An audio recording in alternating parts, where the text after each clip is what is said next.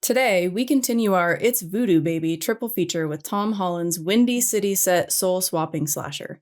Not only are batteries included, this store-bought toy can be wounded, and if you walk past the Cabbage Patch Kids and Teddy Ruxpin dolls, you too can meet the killer doll who cusses like a trucker, Charles Lee Ray, better known as Chucky, in Child's Play. You're listening to How I Met Your Monster, a podcast that explores the introductions to your favorite movie monsters. My name's Zach. I'm Danny. And I'm Casey. And together we dive into the world of horror to find out how filmmakers have introduced us to our favorite monsters time and time again. This is How I Met Your Monster.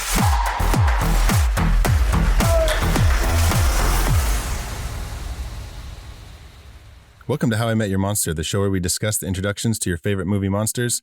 It is time to follow up our skeleton key journey into the world of hoodoo and voodoo with Child's Play. And if you're not following the show already, make sure to follow us on all your streaming platforms.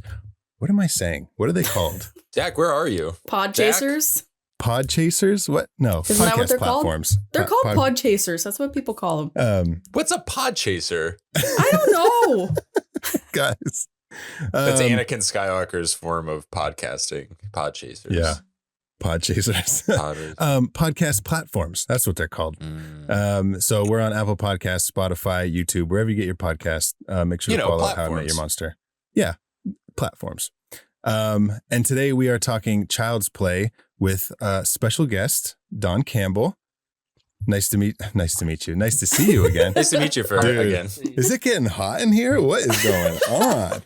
Don, ever since you stepped in the room, Zach has been like sweating. He's excited. No, Don, thank you for joining us today. Thank you for having me. It's always a pleasure to listen. So jumping in and having fun with you guys is always a pleasure. Oh, awesome. Yeah, we had a blast the last time you were with us for Tusk. Oh, it was Tusk. Yeah. I couldn't remember. Oh, dude. Gosh. This is a more straightforward, like, monster meeting movie. Yeah, to talk about. finally. Totally. I know we've gone through a long stretch of literally Exhausting mindfuckery because we had our Mindfucks triple feature, which was just like abstract monster introductions one after the other, and it was a lot. Well, and then before that, we did this fucking Name of the Rose. Yeah, we did a non-horror movie. Yeah. 3 insane psychological brain mind fucks, and now we're safe. Finally, you're back on track. Yeah, yes, back on track. Hopefully. Safe in the hands of Chucky. Yeah. And this actually, this isn't the first time we've met Chucky on this show. Our second episode was Chucky. Now this episode is going to be specifically Child's Play, the first movie. Our second episode of this whole show was more just like Chucky in general. We kind of talked about all the different movies. Yeah. But we were greasing our wheels at that point. We were like, we know what we're doing. We know who we want to be, but we were playing around. And then we were like, okay, we've been doing this now this month for 5 years, which is crazy. Yeah. And we've kind of locked in sort of how we do things, I guess. And by episode 2, what is this? Episode 156? So episode 2 was we were figuring it out. This feels like our official introduction to Chucky. Yeah, and Casey wasn't there. Totally. And it was COVID, and we were all over the world. It was chaos, but this feels legit. And Casey, this was your pick for our It's Voodoo Baby triple feature. It was, and boy, am I glad that I picked this movie. It's a good pick. I had just watched this in January, and I don't know, it's just very watchable. It's so watchable. I watch it probably at least once a year. So same. This and Home Alone are they're both 2 movies cut from the same cloth. Absolutely. In a lot of ways, actually, honestly. They are, yeah. Don, do you remember the first time you saw Child's Play? Yeah, it was one of my introductory horror films. So I think it wasn't quite as, the first thing was like Freddy and stuff like that, but it was one of the first horror films I remember. I remember having a lot more respect for my toys. Yeah, between that and Toy Story. Yeah, you gotta be nice to the toys. Just in case, I'm gonna place you nicely onto your they're no longer getting thrown onto the floor. Yeah. Yeah. And I love in these movies, you know, we're only talking about Child's Play specifically, but in the following sequels, there's always a moment where like they're dragging the doll around and it like hits the door frame or something. And you're just like, oh shit. Like, don't piss There it them is. off. You sealed your fate. Yeah. This one, I remember this was definitely an early one for me. If not the first one, the first horror movie I saw, it could be. Wow. I don't really remember, but I remember like my cousin, my older cousin, talking to me about this, and specifically the Maggie with the hammer out the window scene.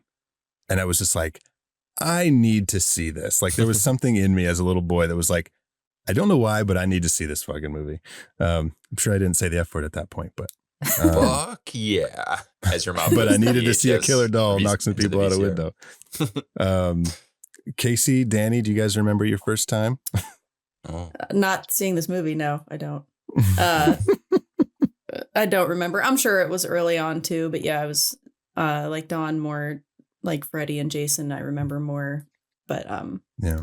But yeah, I grew up though watching this movie a lot. I watched number 1 and number 3 a lot for some reason. Don't know why those two were the ones. And then actually, I've never seen past Bride of Chucky. So No kidding. Okay. You're not even Seed of Chucky. No. Because Seed of Chucky kind of like, you know, fits in this same, it's almost like there was like a huge gap before they did those, the following. I'm going to watch them all. Those are kind of like a separate thing almost. But they're all really fun. I grew up watching mostly 2 and 3. I don't, for whatever reason, I just didn't have my hands on the first one. Later saw it, loved it. This is definitely my favorite. I have seen all the movies in the franchise, and they definitely take some turns. It's funny when this movie is such a, it's like an insane setup when you think about it. Like a serial killer puts his soul into a doll with voodoo magic and then kills a kid. And that in and of itself is like an insane premise. It's fun, but it's like crazy. But then when you compare it to the rest of the franchise, it's so grounded. Nothing. By comparison. It's like, oh, this movie's so tame and like straightforward. Well, yeah. Part of what I love about this movie and part of why I rewatch it so often is that it's so easy. Like it's just, it's so straightforward, you know, like what it is. And you're not left with a bunch of questions. Like, yes, consumerism could be like the underlying thing here, but it's very straightforward about what it is and how it happens. And, you know, that's why part of the reason. And it's your favorite. An hour and a half. It keeps 90 minutes. moving. Yep. It keeps moving, you know, so that's part of why I watch this movie so often. Yeah. And Danny, you had just mentioned something. Oh, the voodoo. This is our voodoo triple feature.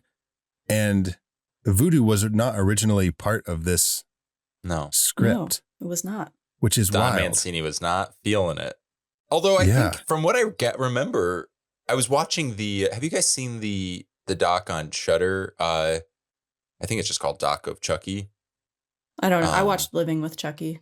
Okay. They go over that, but that's a 5-hour documentary. So like where any normal person would watch a documentary about a movie that they're discussing, like I'm like, oh, I'll just dilute all the information I got in that first part and then gather all the information from the sequels that have nothing to do with this conversation. So I may cross a lot of wires today, so I apologize.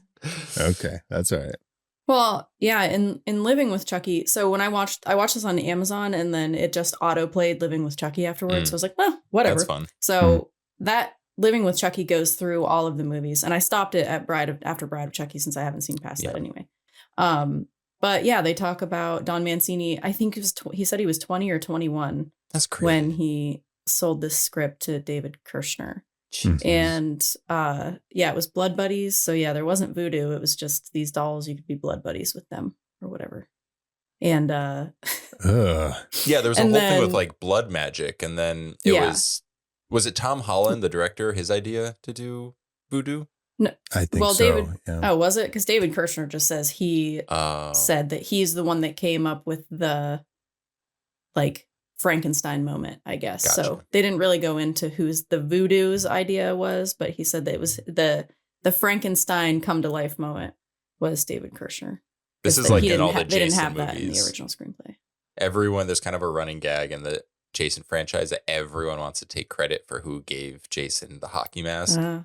And speaking of another long horror movie slasher documentary, Crystal Lake Memories, there's like a whole bit where they go back and forth. Yeah. And everyone's so convinced. Like no one seems like they're trying to like take credit. It all is like, Right. oh, that They all believe themselves. feels legit. Yeah, like Well, speaking of Friday the 13th, the final chapter, actually, Kevin Yeager did the effects for Friday the 13th final chapter, but he also did Chucky. Did you guys know that Kevin Yeager and Catherine Hicks are married? I did not. No, I didn't know that. I don't know who Catherine Hicks is. Catherine Hicks is the mom in this movie. Is she Karen? Okay. Yeah. Karen No, I Oh Barclay. didn't wait, know that. I did know that, but I wasn't putting the name together because she talks about that in the doc, and then Zach, Danny's right now. He's one of the ones in those documentaries that he's talking about. He wants to take credit for. He's like, actually, I did think know I that. set them up. I set them up. If I can recall correctly, this movie was released the year I was born, but I'm pretty sure I had a hand in that. But and Zach, I don't want to step on your toes if you were going to jump into this, but it's funny that she met what would his position be? Just special effects, makeup Supervisor, I think. I mean, he created like Chucky himself. Okay. For the film. Because Heather Langenkamp had a similar experience when she was on, when Wes Craven was doing our next movie, I believe, Serpent in the Rainbow, in our Voodoo, It's Voodoo Baby triple feature. Heather Langenkamp also met the makeup effects supervisor on Wes Craven's film. That's very weird. Yeah. And Kevin Yeager also did effects for Nightmare 2, 3, and 4. Oh, what the hell? Okay, so she must have met maybe on No, 3. Danny. Maybe she met Kevin on 3 because she came back for Dream Warriors, and then they did, and maybe it like solidified on Serpent. But Kevin's married to Catherine Hicks. You are getting your wires crossed. I was just saying. You're crossing wires here, Danny. We were talking about Wes Craven. That's my bad, Danny. In an alternate reality, I think that's what happened. That's my bad. That's so funny. But that kind of blew my mind. I was watching the commentary on this movie, and I was like, they're married. That's wild. Wait, do you have this on DVD? The fucking library, dude. Yeah. What? I watched it on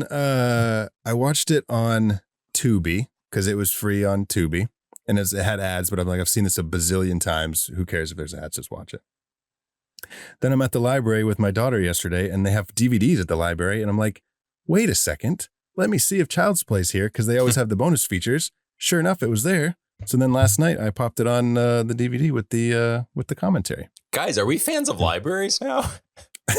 My friend Alyssa doesn't own physical media. Don's like, when were you not fans of libraries? when you see a screen turn off. Hello, books.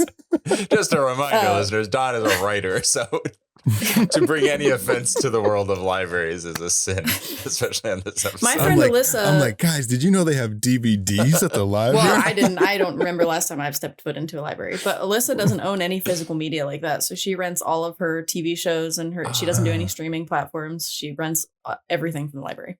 Yeah. Which is hilarious. But I don't know why the more of us libraries don't are do great. it. Libraries are great. By more of us, I mean me as well. Let's see here. What else we got before we get into this movie? I mean, have we talked about the like why Don wanted not this Don. Don, I'm sorry, too many Dons. I mean, you can never have too many Dons, let's be honest. But in this case, I might have wanted to as well. But Don Mancini, the whole like, I don't know, inspiration, I guess, behind wanting to do this movie was because of a pretty intense craze that was happening at the time with Cabbage Patch dolls. yeah. So this was sort of the antithesis of, I don't know, I guess it was the horror response to what was happening with the Cabbage Patch craze, which I love. And I don't know, when you watch it, it works without that context, but when you watch it within that context, because then, I mean, that we say Cabbage Patch dolls, but then that transcends to like, I don't know if Teddy Ruxpin was quite as big, but then you had like Tickle Me Elmo and Furbies. Beanie Babies. Beanie Babies. It's the same, like, fucking weird. Parents, People are like, so weird. Parents not only like losing their minds over not being able to get these dolls for their kids, but the pressure that it puts on parents to kind of like make sure their kids can fit in at school, which is obviously like Karen's whole. Yeah, I mean, she bought it from a back alley bum. Like, yeah. Is that not where you get your dolls? I try to go at least like once a week. I like to get a back alley peddler doll just to, like my thing. I have some weird dolls. I guess I'm not one to talk, but The peddler in the back alley. I thought when I saw him, when I rewatched it, I was like, he looks really familiar. I confused him with the subway ghost from the movie Ghost. Sure. It's the same energy, the same. I totally get it. Yeah. In like the 80s, if you were like in the city and you were kind of like maybe suspicious, you always had the same sort of like tweed coat with a scarf. Your hair was like past your ears. You had like a gruff, gravelly voice. Long hair, but like none on top. No. Also, I would argue if we want, if we want to like create a subcategory of characters, you could also add the character from who's the actor? Chris from Back to the Future. Dude, I know you're talking about Christopher Lloyd in Dennis the Menace. Yeah. Eating a can of beans. Look. He was so fucking scary, and he looks just like you and Don described. The jacket, the long hair, none on top, just greasy oil. Because the dude in Ghost to this day still has like carryover scary energy because I was scared of him as a kid. And I think I must have been scared of him because I was so scared of the character in Dennis the Menace. Dude, he was terrifying. Like, Don, you've like opened this like, I don't know, like nightmare fuel, like random nightmare fuel for like such a specific type of character. Yeah, it's very, But I had to go and check to see if it was him. And I was like, it's not. Yeah. It's not. It's just another unfortunate soul who. Yeah.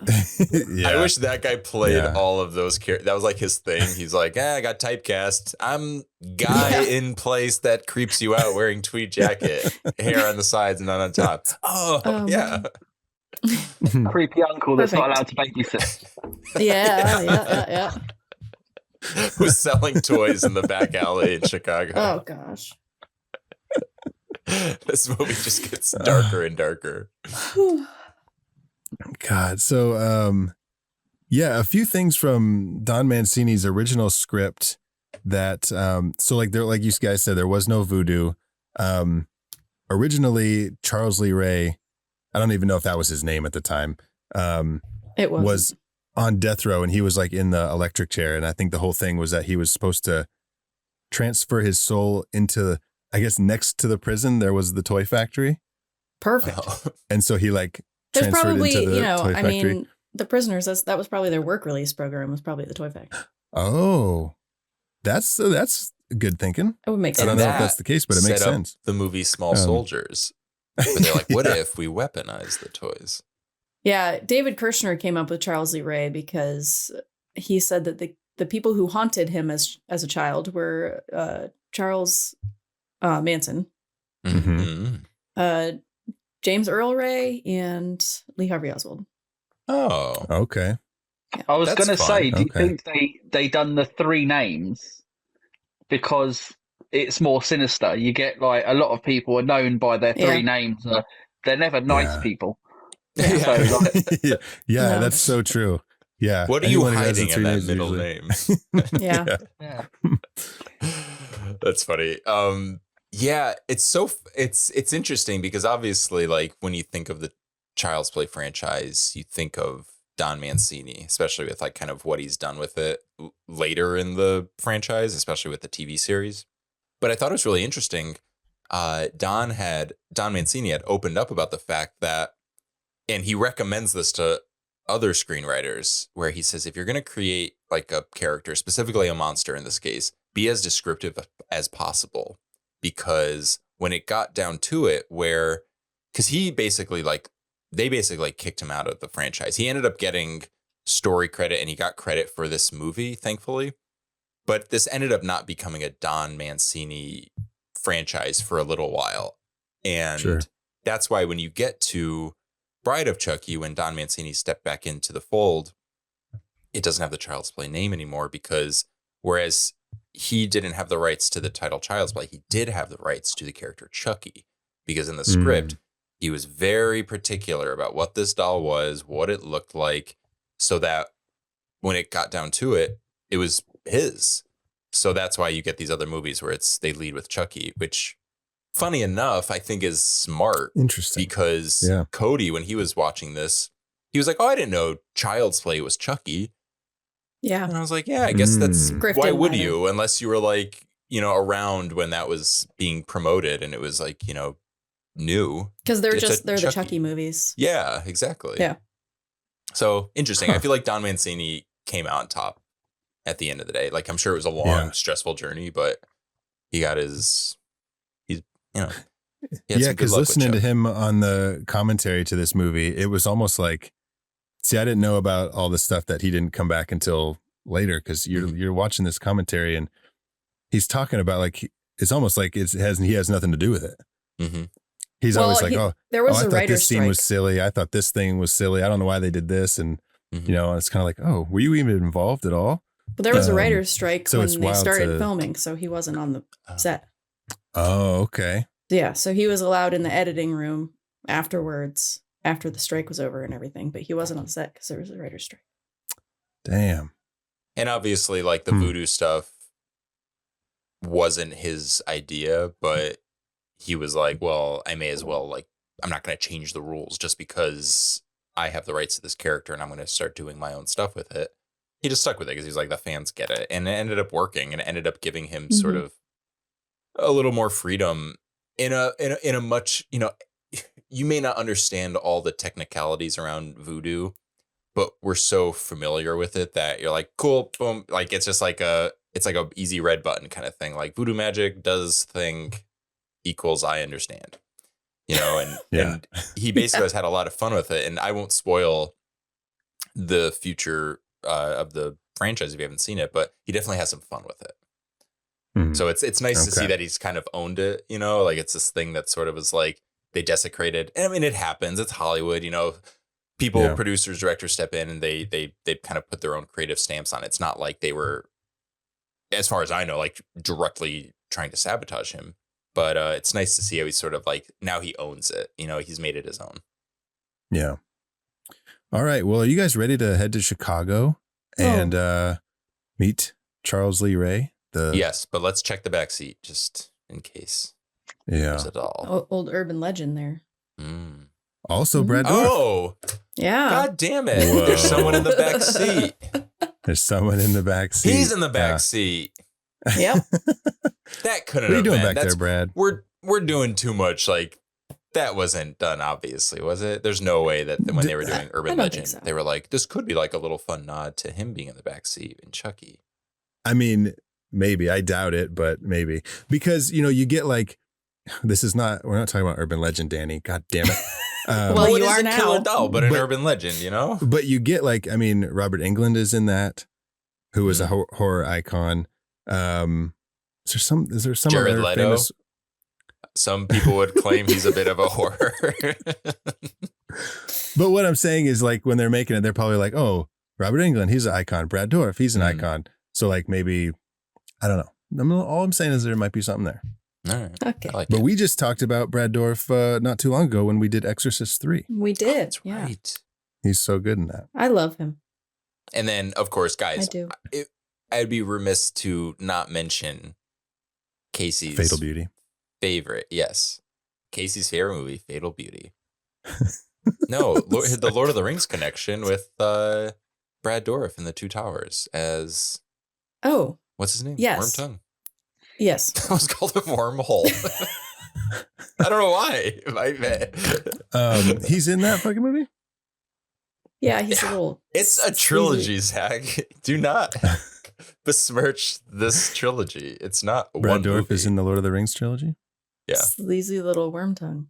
He's really good. Is that him? Yeah. I never realized that was him. Oh, he's so good in that movie. It's he is good, but I never realized it was him. Such a slimy, sleazy character. That character is disgusting. It's so, yeah, Zach, you should watch just for Brad. You should watch probably 30 minutes of the 12 hours of that movie of the Lord of the Rings trilogy. And just then watch you'll all get it. 12 hours just for the 30 minutes. He's probably actually only in it for like 10, but you know. Yeah. Anyway. Let's go to Chicago.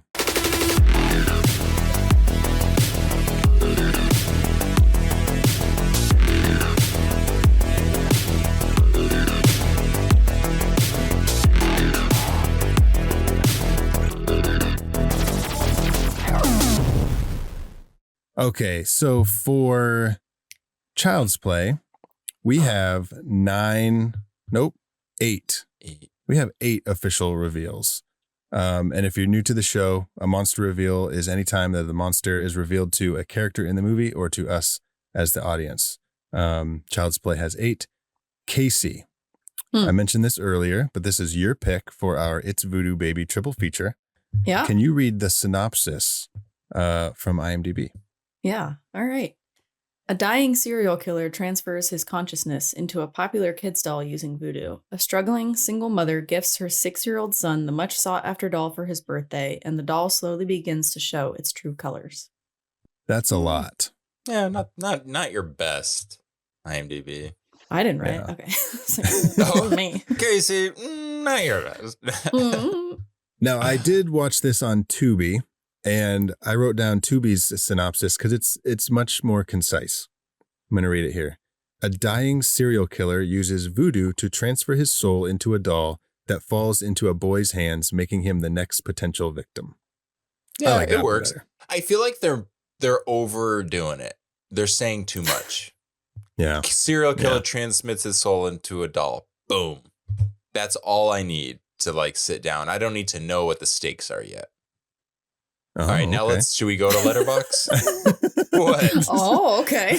Do you disagree?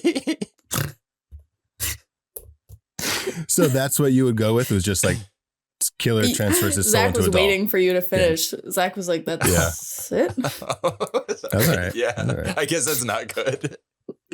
Zach's just, what else? Okay, enough with that. We're in Chicago. People are giving us looks. There's guys in long tweed jackets with hair on the sides and none on the top, and I'm scared. So maybe we should start this conversation. Yeah. Actually, Brad Dourif has that look in Two Towers. Yes, he does. Oh my God. This is our first official reveal. This is the opening shootout. I mean, a lot is happening.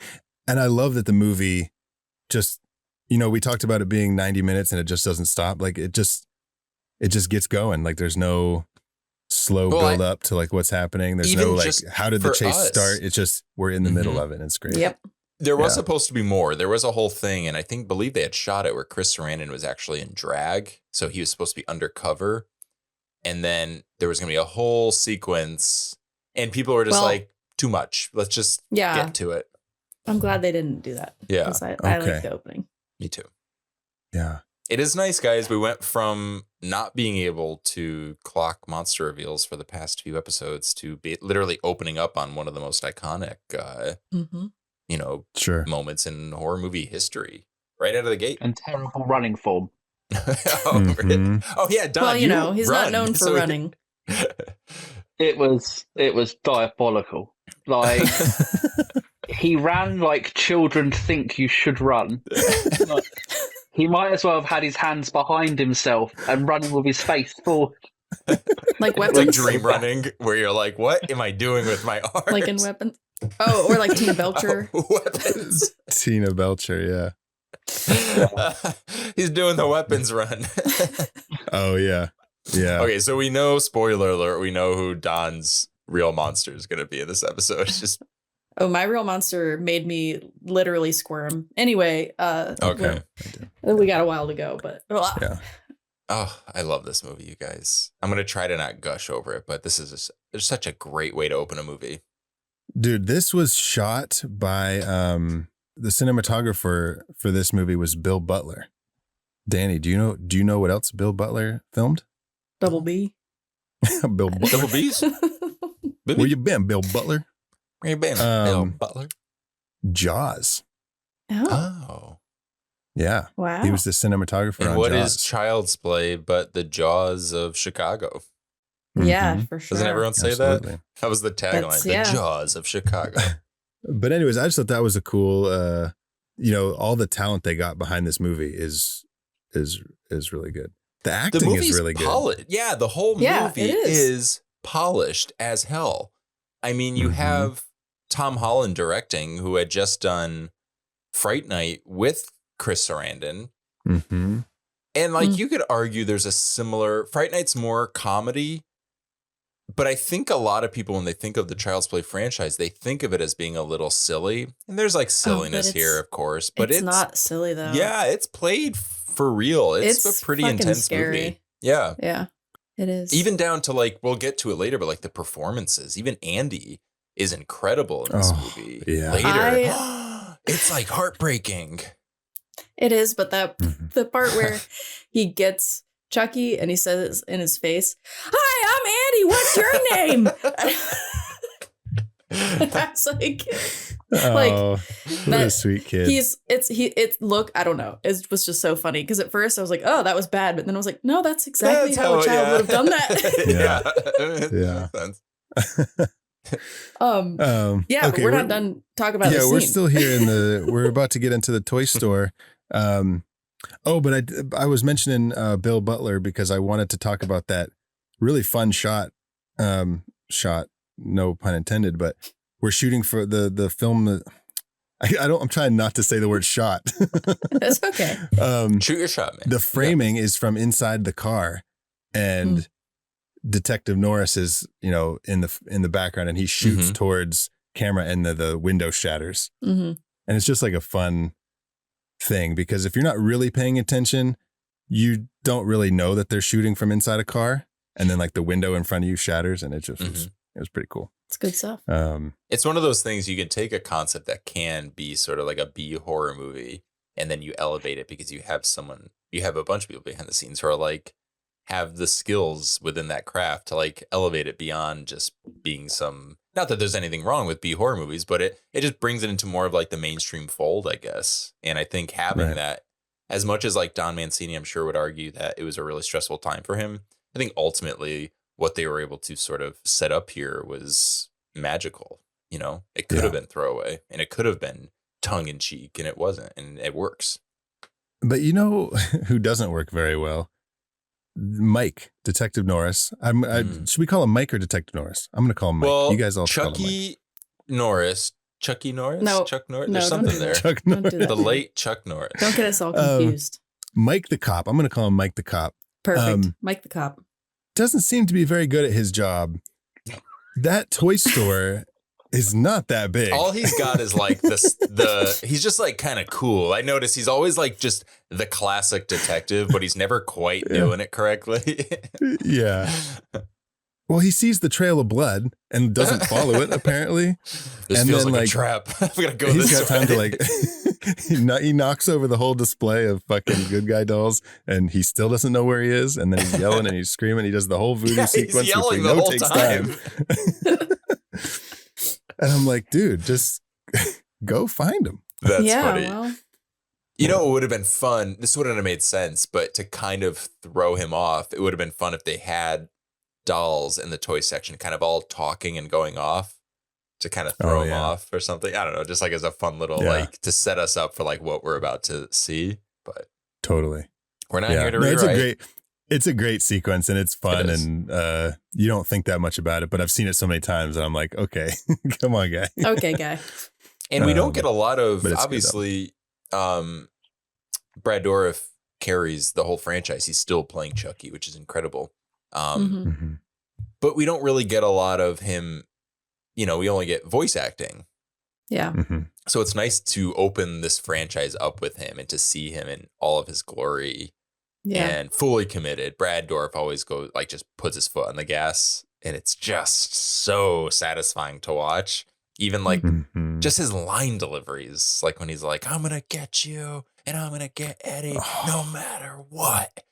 And I'm like, "Oh, so I'd intense." Be scared if I heard that. I'd be like, "Oh shit." Yeah, that's probably why he didn't go after him in the Toy Story. He's like, "I'm not fucking with that guy anymore." I'm scared. Yeah, he talks about in the documentary how, he's like, Chucky's a lot more famous than I am. Sure. People have no idea.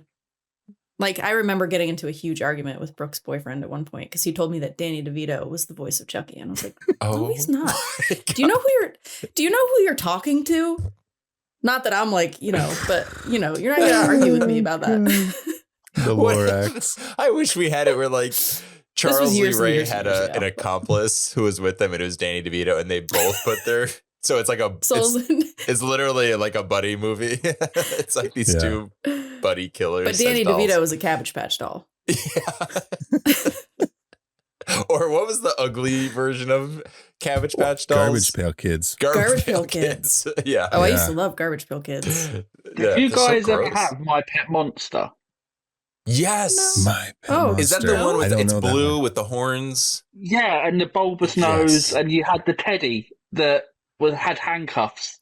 Yep, I had that growing up. Oh, I loved that me too. toy. Nostalgia. They are about Handcuffs.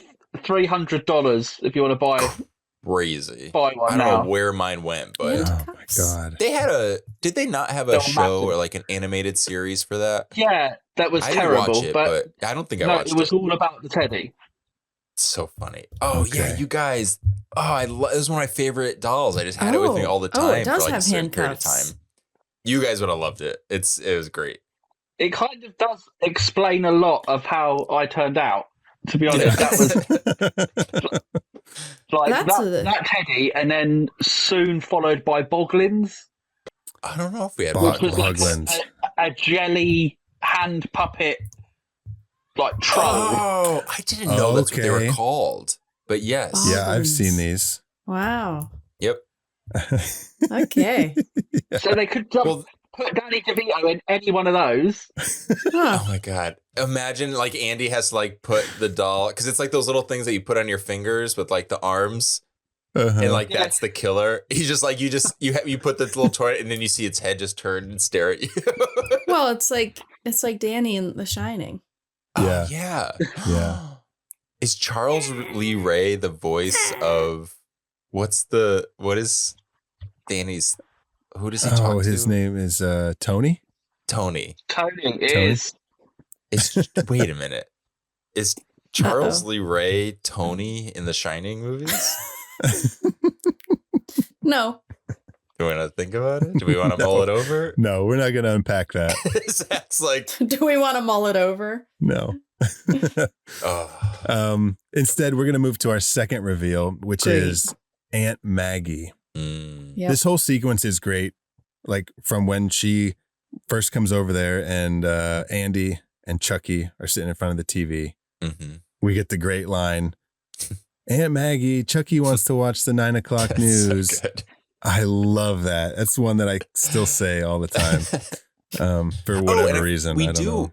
Before even that line, we do get some. I love this movie's so good. I love it. You just get like just the right amount of information that we're reminding characters. Like not only was this random dude killed, we see the voodoo stuff, but they specifically mentioned that the Lakeshore Strangler was shot and killed.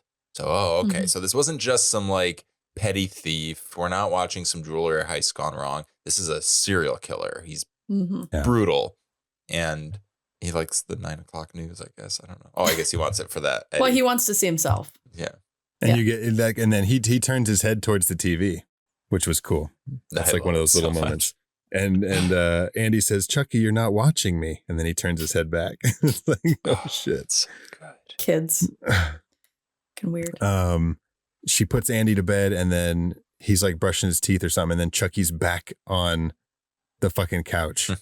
Do we hear the news click on, right? Like it's like Yeah, like it's it like turns back on, and he's sitting there watching the news. But God, you just have to feel so bad for Andy in this movie because number one, we've talked about this on a different episode too, Nightmare where it's 3. like Nightmare 3, where it's like they're teenagers, so basically kids, where it's like, number one, you're saying something absolutely bonkers. They're like, no one's going to believe you anyways. And two, you're a kid, so you don't get believed half the time anyways. Mm-hmm.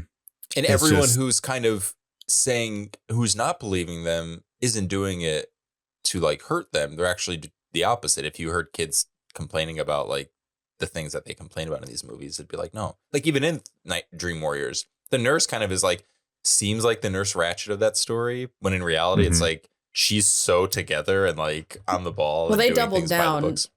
in Dream Yeah. Warriors. They doubled down because they're not just kids, but they're also in an That's true. institution. Mm-hmm. So, Yeah. I stole that exact trope for Naughty List. Oh, I love it. Mm-hmm. So it's lovely child, or not so lovely, a bit naughty, but child isn't believed and everything's getting blamed on the child.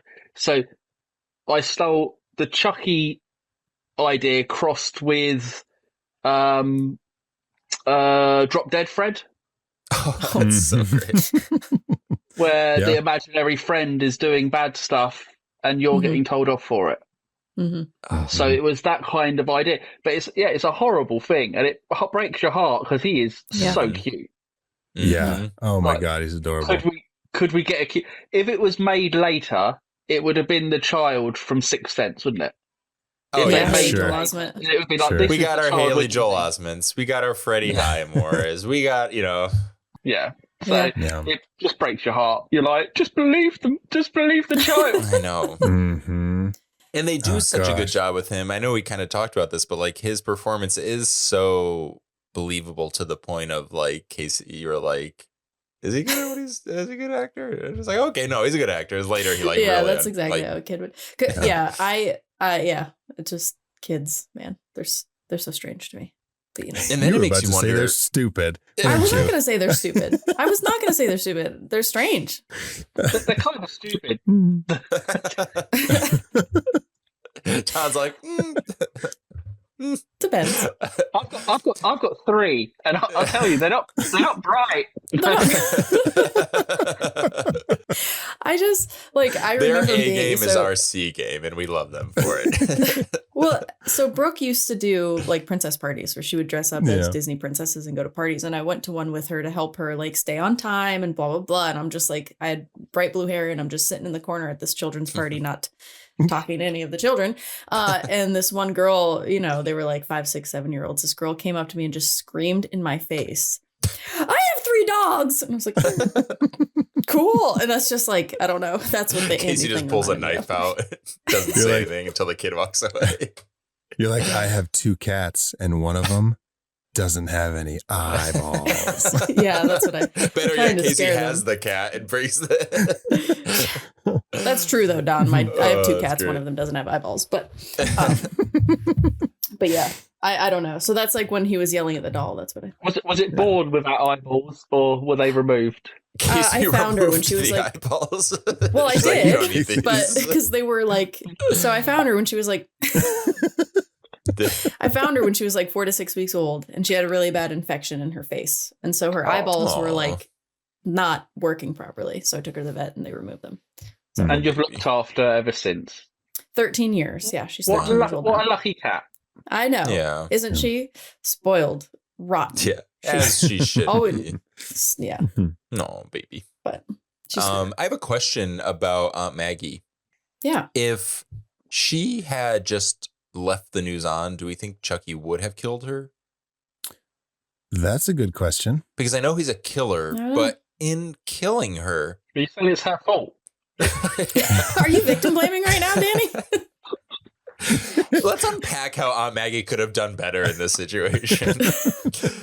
No, I just think because if Chucky had left her alone, he wouldn't have so many people on his case.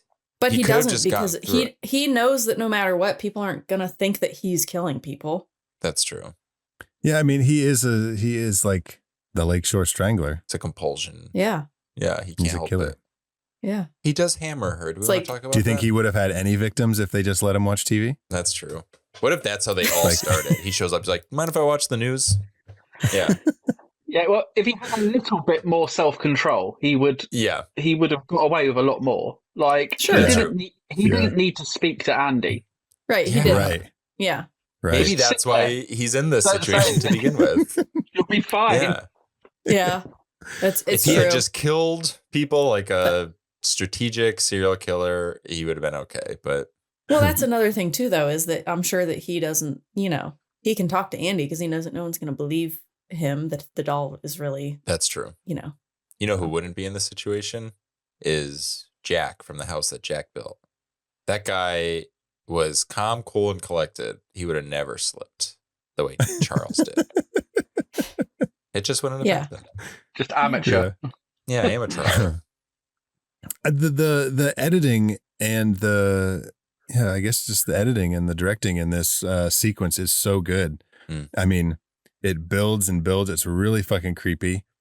You get that great shot of Chucky running down the hallway out of focus. And you're like, what the fuck was that? You know what I mean? It's so quick. And because at this point in the movie, I mean, we know we're in for the ride of a killer doll, but like it still could be Andy. Yeah. You know, because like we get the POV and it's like, if you don't know anything about it. And exactly. And it's like, if you didn't know what you were getting yourself into, which is so fun. Yeah, like maybe the plot of the movie is a killer doll or a doll is possessed and has someone kill on his behalf or something. Right. Yeah.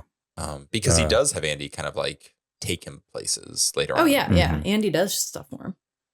Going back to Zach's Mike the cop being a really bad cop, is that Dan I was gonna say Danny's feet. Again, we're talking about The Shining, and Andy's feet are a lot bigger than the doll feet that are on the counter. That's all. Yeah. He's not a very good detective. You're right. Yeah, right. It's just it's just like such obvious things for him to like jump to conclusions. At least have a moment of him like, what? This can't be. He's like ultra confident in. Well, like, I mean, you would never believe that it was a fucking doll. No. Andy's the only person in the house. Well, the alternative is you're imagining that Andy's so smart that he would put the toy doll's feet into the flour to kind of. No, I think that Mike was so dumb that he thought that Andy's feet were the same size as the doll feet. That's what I think. He's like, what kind of shoes you got on there? He's like, good guy PJ sneakers. Good guy. That fucking PJ kid. sneakers. Oh my God. So cute. But I love it. Speaking of the detective, like there's a weird moment that plays out when they're leaving the crime scene. Karen Barclay is pushing him out. He leans back in and he says, are you going to call me? And he says, like, I don't like loose ends. And then she slams the door and his partner outside is kind of like, ooh, like that's got a sting. You know what I mean? And it was like this weird, like almost like a romantic comedy moment. Yeah. And I was like, this lady's best friend just fell out the fucking window. This feels very 80s. This is like, let's just do it all. Let's have a little, we need a romantic subplot. It's like, well, where the hell are we going to fit a romantic subplot? It's like anywhere, literally, maybe after Aunt Maggie dies, you know, like I feel like that was just 80s abundance. It's like, let's just do it all. And there is like a weird, when you look back at a lot of 80s movies specifically, there is like a certain charm to them because there is sort of like a devil may care thing. Like, yeah, we're going to grieve in this scene, but not this one. Yeah. But then you look at it with like a modern lens and it's like, oh, well, that's a little, I don't know. Because it is charming. I love that moment so much, but it's not. It's out of place. Yeah. Like he shouldn't be doing that right now. Yeah. But I don't know when a good time would have been because, you know, they think her son is murdering people this whole movie. So. And he wants to be stepdad. Yeah. Oh, speaking of that. This is, you know, it takes place in this family unit where the dad has tragically died. They don't talk about it. But he's gone. In Andy's room, he's got a picture of his dad on his dresser, and the picture is Tom Holland, the director. Oh, is it? Cute. Well, it should have been Kevin Yeager, but whatever. What if it was Charles Lee Ray? That's a twist. That's what they would have done if they made the movie now. It's like we find out that his father is a killer. Yes. Well, that's not true because they did make the movie a couple years ago. They just completely changed it. Oh, have you guys seen the remake? No. Child's Play in 2019. Mm-hmm. I saw a little bit of it, but not the whole thing. It's all right. I will not say much. If you watch it as a different movie, because remember what we were talking about with like the Mancini thing, like they couldn't call it. I don't even know if his name's Chucky in it. Maybe it is. I don't know. It's Buddy, but Buddy was the name of the original one in Don Mancini's original script. Yes. Okay. And there's a lot of differences. I think if you go into that movie as it being its own movie, it honestly isn't terrible from what I remember. And there's some pretty gnarly death scenes in it. Like, it's pretty fun. I don't know. If you can like just let it be its own thing. I don't think I can. It's fun. It's different. It's different, but it's fun. I also don't like doll movies other than this movie. I don't like Annabelle. I don't like Megan. Like, I don't. What about like other doll movies from the 80s, 70s, and 80s? Well, I don't know. I've watched Puppet Master once, but other than that, I don't know. There's a great one. It's not really like horror. It's more psychological, but it's called Magic with Anthony Hopkins. They mentioned very that young Anthony Hopkins. They mentioned that in the documentary. Yeah. It made me giggle. It's different. And they're remaking it. I will say, have you seen Tales from the Hood? No. Okay. Oh, Tales Tales from the Hood. Very fun anthology horror movie. There's a segment in it that has to do with these little dolls.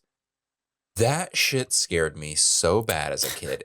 It is totally horrifying. And then like in that segment, they do this thing with like violin string plucking. So then every time I would hear strings, I'd be like, ah! and they're like little dolls. They're tiny. So they would be everywhere. And they like, so fun. So it's like it's got like a racist Southern kind of thing. Yes. And it's like about this senator who's like really racist. He's like in the South somewhere. And he's got this painting on his wall of like slaves. And they come out of the painting. And when they come out, they're like little dolls. It's so crazy. Oh, yeah. It's cool. Yeah. So the remake, it's interesting. I was listening, like I said, to the commentary with Don Mancini and David Kirshner. And at the very end, during the credits, they were talking about how they had plans. They were actively planning a remake of Child's Play. This, as far as I could tell, this commentary was recorded in 2008. Okay. And they're talking about like, yeah, we're going to reshoot it. It's going to do this. Don Mancini ends by saying, go see the remake. The remake that we got didn't come out until 2019. So like 11 years later. So what they're referencing in this commentary could not have been what we got because I don't think they're involved. Like David Kirshner is not a producer on the new Child's Play. Don Mancini, I don't think has a writing credit other than like based on the characters created by. And so whatever they had must have fallen through. And then they finally got this new one. You said that was 2008? 2008. Call to Chucky was after that. Well, they keep referring to the, that like when they made it, they were like, 20 years ago, which 1988, 2008. They make a few other references to movies that were just coming out at the time. And so I kind of pinpointed that they recorded it around 2008. You're a better detective than Mike the cop. I'll tell you that. Thank you.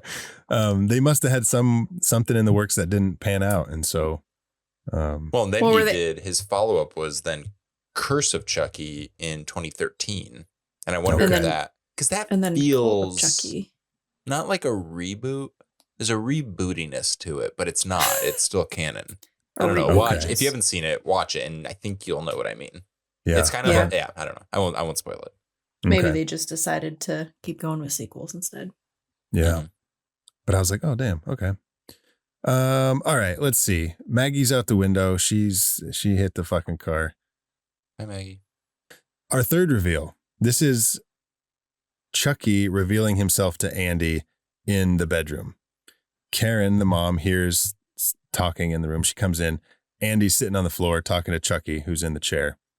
And he goes on to say, like, Chucky's talking to me. He tells me his name is Charles Lee Ray. And he's I forget what he said. I don't think he said he's the fucking Lakeshore Strangler. No, he didn't say that. But he said he was sent from heaven. Oh, yeah. Yeah. He said he was sent from heaven by Dad to keep me company. That's yeah. right. How did I miss? I never caught that. Am I just not paying attention to this movie?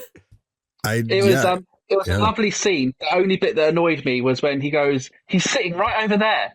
It's like, yes, he is. Like, thanks, Andy. Right there. Yeah. Like, see his him? finger was like 3 inches from the doll's face. That's like a thing that in the script they were like, is it clear that he's talking about Chucky? And then when you're filming it, you're like, no, it's pretty clear. Pretty obvious. We got it. Yeah. And I guess he had a real hard time. He didn't want to say the bitch line. Little Alex Vincent when he did that. So, but yeah, this is our third reveal because this is where essentially Chucky reveals himself, his true identity to Andy. There's also just even if there wasn't much like revealing here or discussion, walking in on your kid, like sitting on the floor, just staring at his doll who's sitting on a chair is in and of itself really disturbing. Is it? I think so. I would think so. Because he's not playing with it. He's just like, if Indy were talking to a toy that was in her room, you'd think that was disturbing?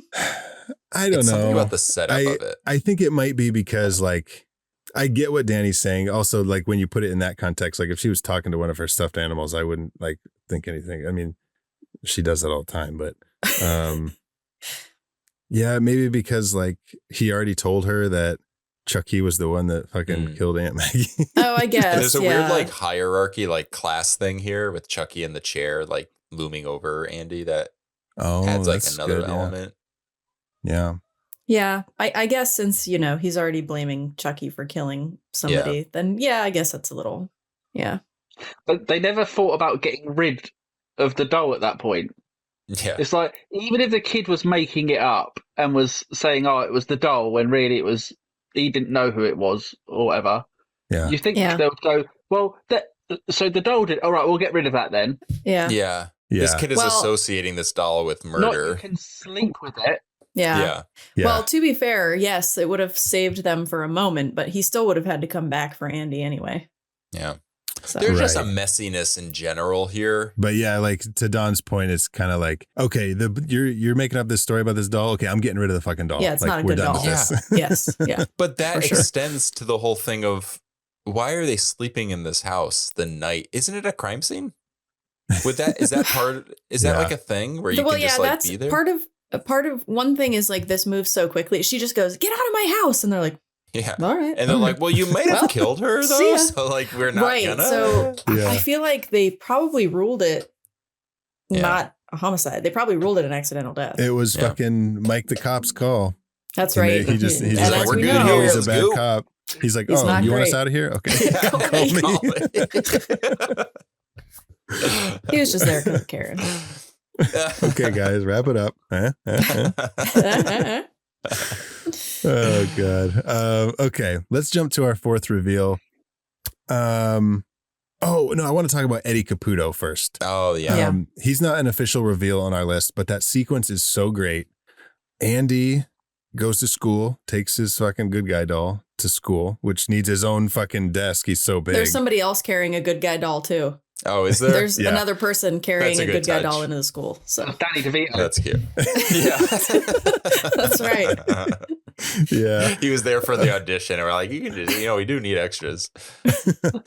But he fucking makes Andy get on the fucking L train and go across the fucking streets of Chicago to go see Eddie Caputo in this fucking abandoned building. This works on so many levels because it's just a great sequence with the explosion, but even the idea of kind of weaponizing a child's innocence to like help him navigate his revenge tale is also just a great way to tie it into this killer movie about a movie about a killer doll. Yeah. And it just works because Andy is like, this is my buddy. Like, of course I'm gonna, let's get on the let's get school. Get on the train. Yeah. Yeah. Yeah, because at that point, he's not like, I think like later, it might be like in the sequel in Child's Play 2, where he starts like threatening him to like do stuff, where he's like, hey, you're going to do this for me or I'm going to fucking kill you and your family. Yeah, because at that point, the stakes have changed. Andy knows what he's capable of. I think at this point, he's just listening to him because he's like, hey, this is my friend. Yeah. Right. He doesn't understand. Yeah. While we were recording, we noticed that like movement and shadows and like this kind of scurrying sound in Don's video. And Yeah. we should have said something sooner because all of a sudden a knife entered frame from like I'm fairly certain like a doll's hand was holding the knife. It was like a child's. I don't know why they're making child-sized knives now, but it was a child-sized knife and it attacked. We're not sure if it hurt, maimed, or even killed Don, but Don is sadly not going to be here for the rest of the recording. Yeah. Or it was technical difficulties. I wasn't really paying attention. It was a knife entering frame or his computer was acting up. The knife, though, now that you bring that up, it's like that classic like Chucky knife where it's like clearly like a toy, right? Yeah. I always assumed it was like from one of the play sets. But then he like stabs people with it. Sharp toys. That's my point, is that like it never seemed like it was sharp because it's got like drawings on it, right? Am I going nuts? I guess I did, for whatever reason. It's a voodoo knife, I think. Focused. By the look of it. Where did it he has get a little skull. I don't know. He does voodoo. Maybe he doesn't get it in the movie until after he goes and visits to see John. Yeah, that might be it. Okay. What, has he visited John? No, not yet. No. But he hasn't used it. We're just talking about the knife. So wait. Okay, I'm just gonna. So he does Yeah, have don't the worry about voodoo it. knife here, or no? No, Or we haven't confirmed it. we haven't confirmed. I was talking. You mentioned the knife, and so you were saying there was a little knife. Oh, you mentioned the knife. Oh, I mentioned the knife. Okay, so let's jump. We talked about Eddie Caputo. We talked about the hospital's taken. County General has stepped in and they've evaluated Andy. Like, we should take care of Andy for a little bit. So Karen has been isolated. Gosh, that scene where it's like, Karen comes in and Mike the cop is just like, he like throws the folder or the file down on the desk. He's like, I don't know how to tell you this. Like, he's a good cop. Your kid is involved again in another murder, like the next day. But yeah, poor Andy, he's like punching the doll and he's like, say something, like, and he's hitting. Oh, it's like heartbreaking, but not making a great case for himself, beating the shit out of the doll and just screaming talk. Like, if he hasn't talked yet, he's probably not going to talk now. But right. Also, good on Chucky for taking those hits, because we I don't know if we've stated it yet, but maybe we find out later that he feels pain. Yeah. It's starting he's to. Like, oh, he's like gritting his teeth. But our fourth reveal, the battery scene where Karen meets Chucky. Dude, this is the scene. This is the scene. It's terrifying, right? It is. It's so good. And it's longer than I remember. Every time I watch it, I forget that there's like sequences within the sequence kind of thing. Mm-hmm. Yeah. And she it's great when she's in the kitchen and you still see Chucky sitting on the couch out there and you just expect him to move because of the way it's set up and where we're at in the story. Like, what's going down and you just expect him to either like not be there when she comes back, because she like walks, the camera follows her to another part of the kitchen. She walks back and he's still sitting there and you're like, okay, what's going on? I also love that she's a good mom. She loves her son, even though she knows there's no way that this doll is possessed. She still even opens up the scene by saying like, say something, even before like the battery reveal. So there's this like glimmer of like, she can't accept that her son is involved with this. Yeah, of course. Yeah. She's a good character. Yeah, it's like, you want your kid to not be a murderer. I mean, speak for yourself. Or to like not be unstable. You know what I mean? But Catherine Hicks was not a mom at the time when this movie was made. And so she I think when she first met Alex Vincent, I don't know who said it, but they were like, there wasn't like a chemistry there. And so they hung out a bunch, I guess. Her and Alex Vincent hung out to like get to know each other and they became friends. And that's adorable. It is cute. You see it like because she mentions that like in that opening scene, or not opening scene, but the first time you see her, when Andy comes in and jumps on the bed and he's like, wake up, mommy, wake up. Like, she's like, it's my birthday, but I'll make you breakfast. If we didn't get to know each other, like that would not have gone that way. Yeah. Because she just wasn't in that mindset of like how to be a mom. Yeah. And she mentions like when you're not a mom, it's almost like impossible to play a mom. with acting with a kid. And but then her and Kevin Yeager got married and had a kid. And then she said, well, I'm good for the sequel. And they said, nope. We're not having you back for some reason. Oh man, I love her character. And I'm so upset that she didn't come back, but she's so good in this movie. Mm-hmm. She is, yeah.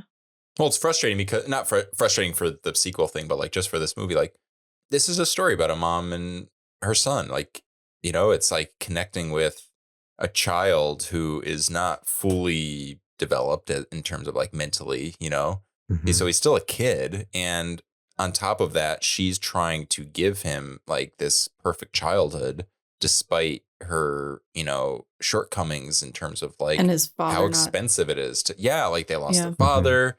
It's expensive enough to raise a kid, let alone to like keep up with the Joneses kind of with like this toy craze.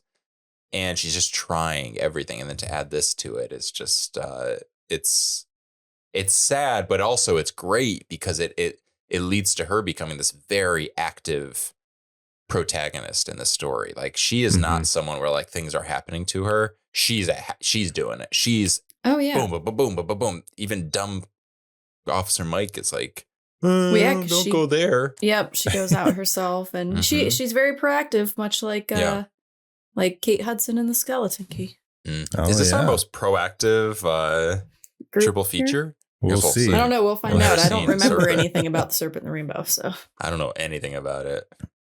But yeah, the tension in this scene is so great. She picks up the batteries, or the batteries fall out rather, and there's that nice snap zoom on the batteries, and you're like, oh my God. So much. It's so fun. Yeah. And you're just like, oh my God.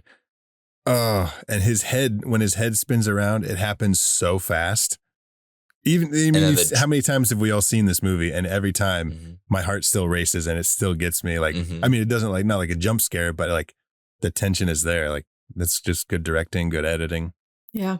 They had to in the scene when she drops the doll and it rolls under the couch. They said that was actually surprisingly one of their biggest struggles in terms of getting that effect to work. So they ended up, I forget who it was, but they were able to like play with the set and like, so you're not quite looking at it. It's movie magic kind of thing. Yeah. So when they drop the doll, it's able to just roll because it had to be a doll. It couldn't be a person. Yeah. But it's, I don't know, it's funny in like a movie where all this technical achievement is on display. The one thing that kind of tripped them up the most was a doll falling under a chair. Yeah. When she's holding him up and saying she's going to throw him in the fireplace, just his face changes and it's scary. It's great because there's so even scary. The fact that like when he spins his head around, there's still like a moment of like, maybe there's a way that this is still working without the batteries because she's like kind of nervous about it. But then you get the turn is so good. Yeah, because even what he says, fuck you, you fucking it's so funny. Well, even what he says when his head turns around, he's like, hi, I'm Chucky, want to play? And like, it could be, like, did the doll malfunction? Like, what is happening? Right. And so it's still, it's just pushing the boundaries just to that last little moment. But, and Chucky's fucking crazy. Like with the beyond the screaming, he's just like shit, just so violent and insane. And this whole apartment was built on a soundstage, right? Oh, and it was raised up 4 feet. It was on like risers so that the puppeteers could get under there and do all the crazy stuff. Another Lord of the Rings connection. Yeah, so when you look at the truly with the hobbits and Gandalf, they had to create like a space for him to walk on, so he seems so much taller. Perspective. Sure. Yeah, this one included a lot of like oversized sets and stuff, so that when they had little person that mostly played him was named Ed Gale, so everything looked, he looked the right size. But yeah, so this set was, or this apartment was a whole set, and the hallway scenes and like when they're out in the building, that was actually in Chicago in this building that was owned by like Charlie Chaplin back in the day. but this beautiful building. And so the scene, there's like really quick edits where she'll be coming in down the hallway and it's the actual building. And then they have to pick up in the set that was on a soundstage, but you can still see out the door. And so they it wasn't like a matte painting, but they took I don't know what they called it, like photo something. They took like a big photo basically and put it up and lit it. And so that's fun. It looks like the hallway, but it's not. And so, yeah, I would have never, if you had never told me that this was on us, I would have never, it just seems all real. It looks so good. Yeah. Editing is a magical thing. The house, the building itself is such a cool look to it that it's on the poster for the movie. Yeah. Yeah. And then she chases him. Yeah. She chases him because she's like, I cannot let this doll get away. This is my ticket. I have to be able to prove. Innocent. Yeah. It's it's all for her son. It's. Yeah. And then she goes right to the peddler, who sadly turns out to be as creepy as you're afraid he would be. Yeah. Yeah. So good thing, I guess, that Mike the cop went. Even though it sucked. Exactly. Yeah. With his gloves Not on. because he wanted to help solve the case, but because he had a thing for Karen. Yeah. Yeah. I do like you the thing can't is, do Mike that is to her. She's my woman. Yeah. He is a good character because he is kind of quirky, so it's nice to have that to kind of, I don't know, shake it up a little bit. But then see him, the peddler or the Mike, no, Mike. Kind of quirky. He's kind of quirky. I mean, if you really think about it, well, I don't think that Mike's character is supposed to be quirky. Yeah, I think that but something about it works for me. I don't know. Does, but I don't think he's purposely supposed to be a dum-dum. And I do like that he does ask the peddler about the doll. He is, again, I think it's because it's like Karen wanted to know, therefore he just wants her to get answers. Well, yeah, because he doesn't believe her, Yeah. But I also like how it's like things start connecting, where he's like, that's weird. What are the odds that, his found this doll at the place where Charles Ray died? And because I killed him there last week. Yeah. Which actually, it's not like a huge deal, right?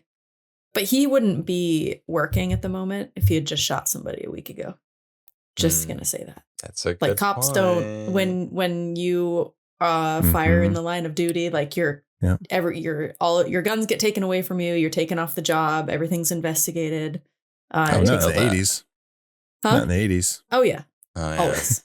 They just try a fucking city block and they're like, stay on longer if you shot someone. No, it's always been that way. You gotta do overtime. But it takes a while for everything to get put back together for you to be able to go back to work. But right.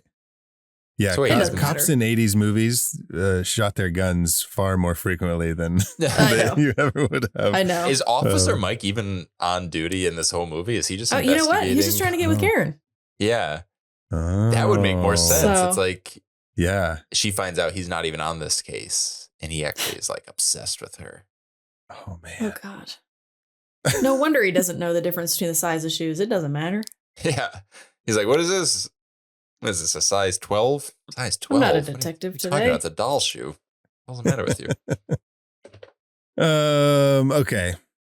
Yeah, now Mike the cop is actually going to meet Chucky. Chuck. Do I look like a Chuck? This is a pretty great scene. It's very suspenseful. The car chase but the car sequence is very well put together. Yeah, it's like just a great solid. It somehow, and again, I think it sort of fits the tone of what this movie is. You don't know, you start laughing because it's silly to see him like raising his crotch up from the chair or the seat because the knife's coming in, but it's also like really dark. Like if that knife hits him, you're watching a guy just get his nuts poked. I was not laughing. I laughed so hard. I was like squirming in my seat.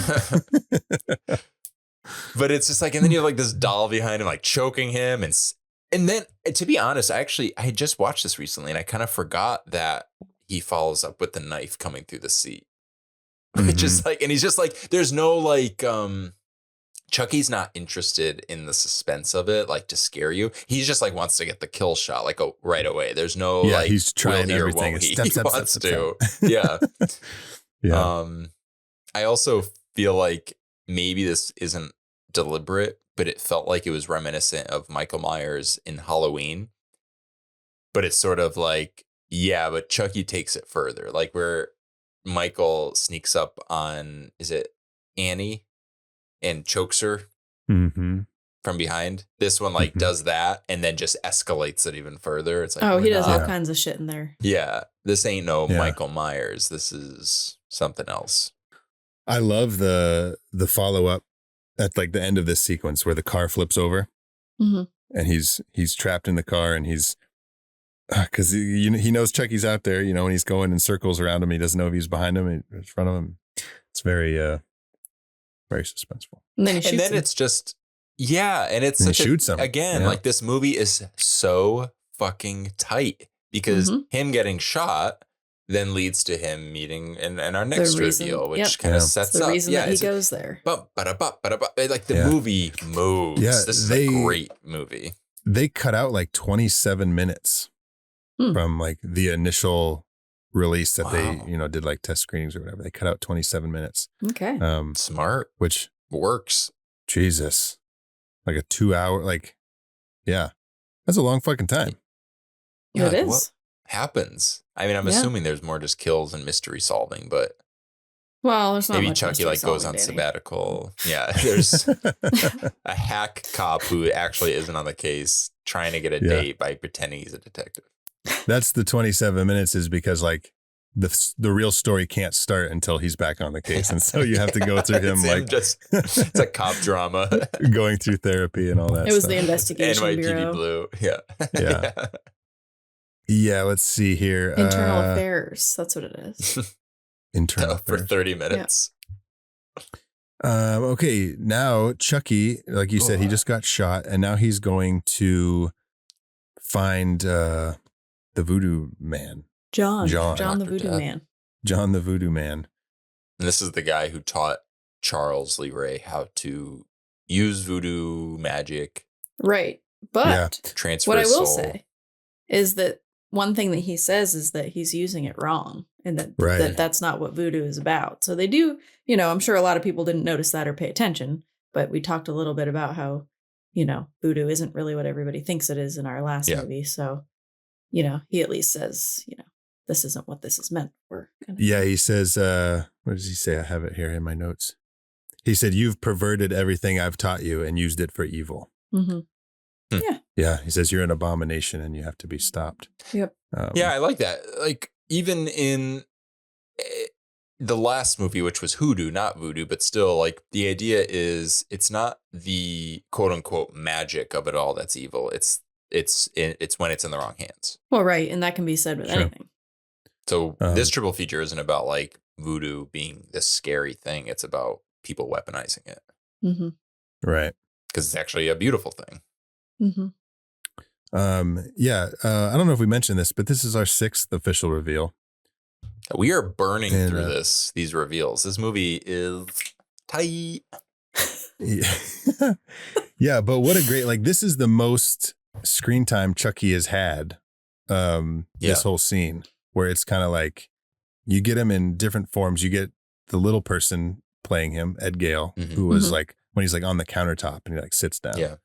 And then you also get the Kevin Yeager like puppeteering, which I guess Kevin Yeager didn't puppeteer any of this stuff. Like he created it and he set it up, but he was like directing the puppeteers at a monitor, like how to do it, you know? The thing that I love about the little person too, is they still direct him in such a way that like, he doesn't look human. Oh, sure. He moves, you know, kind of like clunky plasticky. And like they made sure that he, you know, it still looks very much like a doll would be moving. Yeah. There's a good shot of that when he finds Andy in the hospital room. And he's like climbing up onto his bed. He's like walking from the door, and he's like got that movement where it's like kind of like a doll. Yep. So good.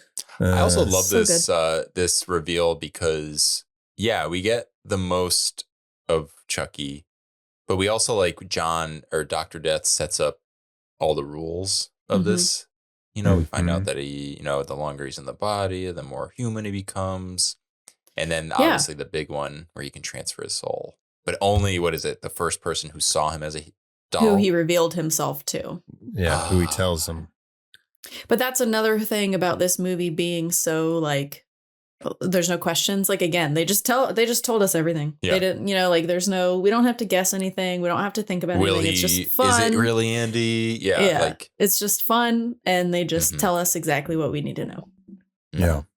Now, in our last episode in Skeleton Key, Casey, you had given us some information about voodoo dolls. Yeah. And obviously this one does it. You know, if you want to explain what you kind of talked about, you don't have to, but just to kind of like, they do lean into the stereotypical usage of a voodoo doll here. Yeah, they're used for medicine men as file keepers, essentially. They weren't used for people to hurt each other like that, but the pin is there. It's like, you have a boo-boo on your arm. We're not giving you a boo-boo on your arm. Right. Yeah. So they could remember where the boo-boo was. But they play into that trope, but it is still a really cool scene. Yeah. So. Oh no, like it sucks because the fact that like these movies kind of, like he says, you've perverted everything I taught you. Like they pervert this idea of voodoo. Yeah. But it is like, growing up with like this and the Indiana Jones and the Temple of Doom, like with the fucking voodoo, like they're cool. You know what I mean? It sucks that they have this like the negative history to them and all that stuff. And well, there's like there's that running joke where it's like, well, I thought there'd be more growing up. I thought there'd be more quicksand, or something, or anvils. I thought there'd be more voodoo dolls. I thought I was like, oh shit, like I'm not going in that store. You don't know. It's true. Yeah. True, man. Oh man. Why did we not do Temple of Doom for our fucking voodoo triple feature?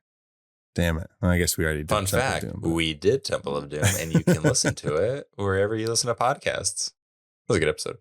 Not great, though, because Casey wasn't there. Because, no. She refused to watch.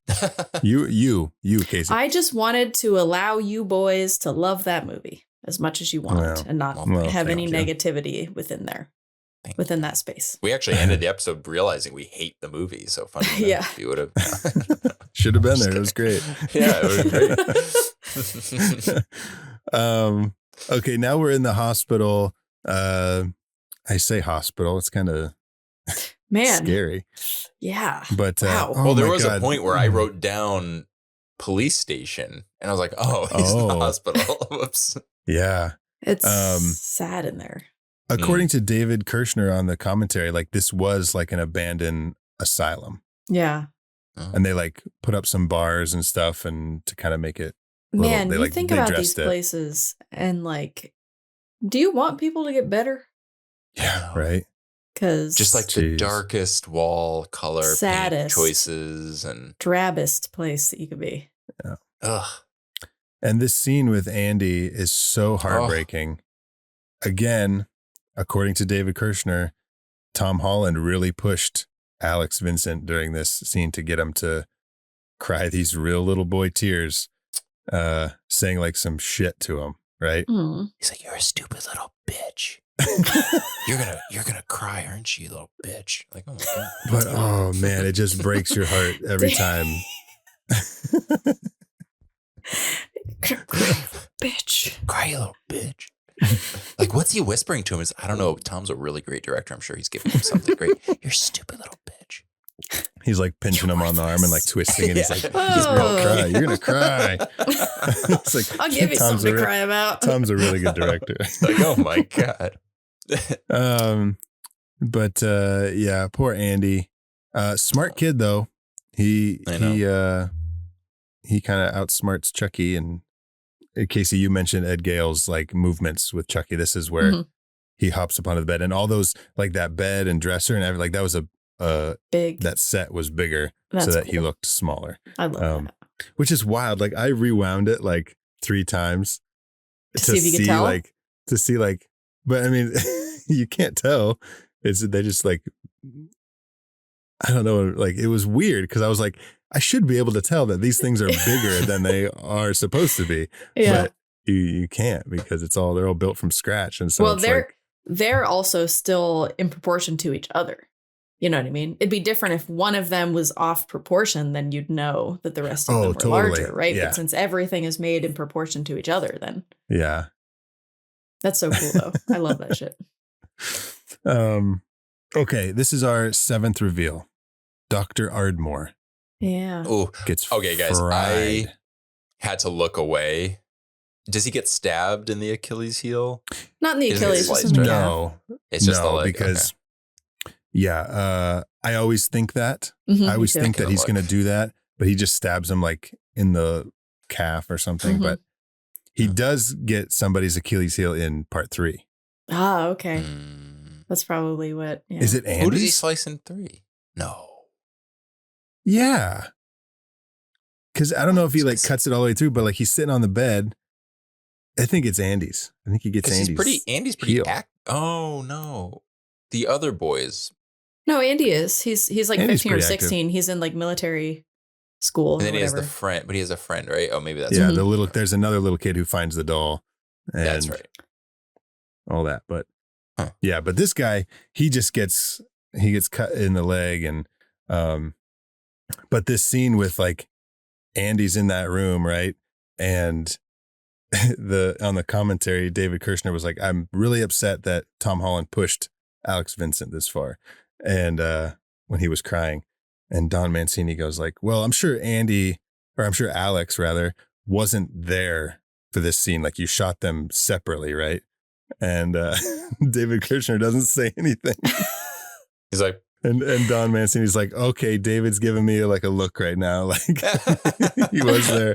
That's funny. And then David Kirshner's like, yeah, he was there for that. Like, he's like, I don't know why he was there, but he was there for that scene. And that's so funny. Well, the actor who plays, it would have been such an easy thing to not have him there. Yeah. Just like insert those cuts. Alex Vincent, who plays Andy, has talked about it. He talks about it in the doc where he was like, yeah, like the movie's scarring. He's like, but I turned out fine. And so, I think he makes a joke out of it. Like, you got to do what you got to do. Yeah, But going back maybe you to didn't have to do it that way. Right. earlier, we Right. talked about how like maybe Charles Lee Ray isn't the most like intelligent, you Mhm. know? Because if he would have just waited 5 seconds for that doctor to inject Andy, He could have then just kill done the his doctor. soul thing and been done. Yeah, He has then such a coulda- bloodlust, it gets in the Mhm. way. Uh-huh. Well, a lot of serial killers, their frontal lobe thing is messed up, so their impulse control is all fucked up, and that's why they do what they do. But there are certainly obviously smart serial killers who, plan everything, but Mhm. Yeah. Yeah. he's not one of them. This kill is pretty gruesome. I mean, But also, Yes. it's gruesome, but it's also like restrained, but in a good way. Like it could have Mhm. been like his head explodes. I was going to say, they or- just put like black soot on his face, essentially. yeah, like it's in a way that you can like, it feels realistic enough that it feels painful. Yeah. You know what I mean? It's Like, the it's teeth for grounded. me. Yeah. Because yeah. you see that he's like gritting. He's like his jaw is like so clenched that like he's like starting to bleed and shit. Like that's what gets me. Ugh. The worst teeth thing is in American Horror Story Hotel. Have you guys seen that season? I don't like any American Horror Story. I think I saw the first episode or something, and like Mhm. somebody comes out of a mattress, and I was watching it in a hotel room, and I said, "Nope, You're good. I'm done. I'm done." Well, I'm going to spoil this because it's not a spoiler really, but it happens and it is horrible. Where Sarah Paulson plays this ghost and she does this thing to like scare someone in a hotel room. And she does. Now I think I've mentioned this before. My 2 front teeth are fake. I had them knocked Mhm. out. And so I get like nightmares, and I'm sure other people do, but like I get nightmares about losing my teeth or like biting yeah. too hard and they like fall out or something. Yep. This They're loose. scene, and it's all practical. She does this thing where she starts grinding her teeth and then pushes them down and they all just start breaking off and blood just starts. And and she's smiling the whole time and it looks so real. Oh, Ugh, it's so gross, but it's such a good, if you like want gross effects, look this up. I'm sure there's a GIF or something. It's if gross. like American Horror Story like pushes the boundaries of TV, right? Pretty crazy. I mean, because it's on FX. Pushes the Mhm. boundaries of TV. And so television. it's not like at this point, like you'd think it would be like on a streaming thing, but it's like, it's still on I don't know cable how they get TV, away with that. right? I'm not sure how that works. Wild. I don't understand it. They do some crazy shit on that show. They go there. They fucking go there. Even that one, I think someone gets, there's like this one demon that like sexually like assaults people. Oh. And it's very reminiscent of Seven, but instead of a like a blade, I think it's just a metal strap on or something. I can't remember. Jesus. Yeah. All right. Well, now let's talk about the like the climax of this movie in the back. We're back in the apartment. Andy has gone there. He's hidden himself in the closet, locked all the doors. Just like R. Kelly. Just like R. Kelly. That's fucked up. Yeah, at this point, it's the freaking weekend, and Chucky is. You get Chucky having some dropping fun. down into the apartment through the, like fucking Santa Claus, through the chimney.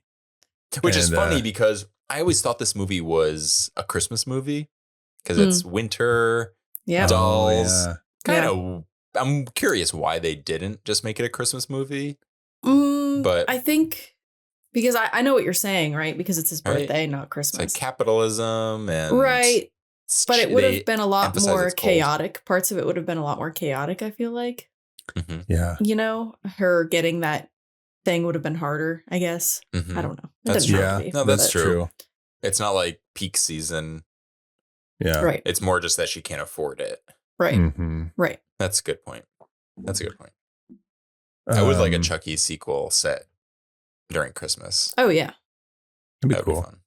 I guess it would. There would also be some comparisons to like a Gremlins because it's like a little monster kind of utilizing Christmas, like hiding in the Christmas tree, stuff like that. I don't know. I'm sure a It's conversation like was had. Gremlins mixed with Jingle All the Way. Yeah, exactly. It's so true. Gremlins meets. Oh, that's so great. That's a good. That's funny. Yeah, we get, so when he does come down the chimney, it's Ed Gale, right?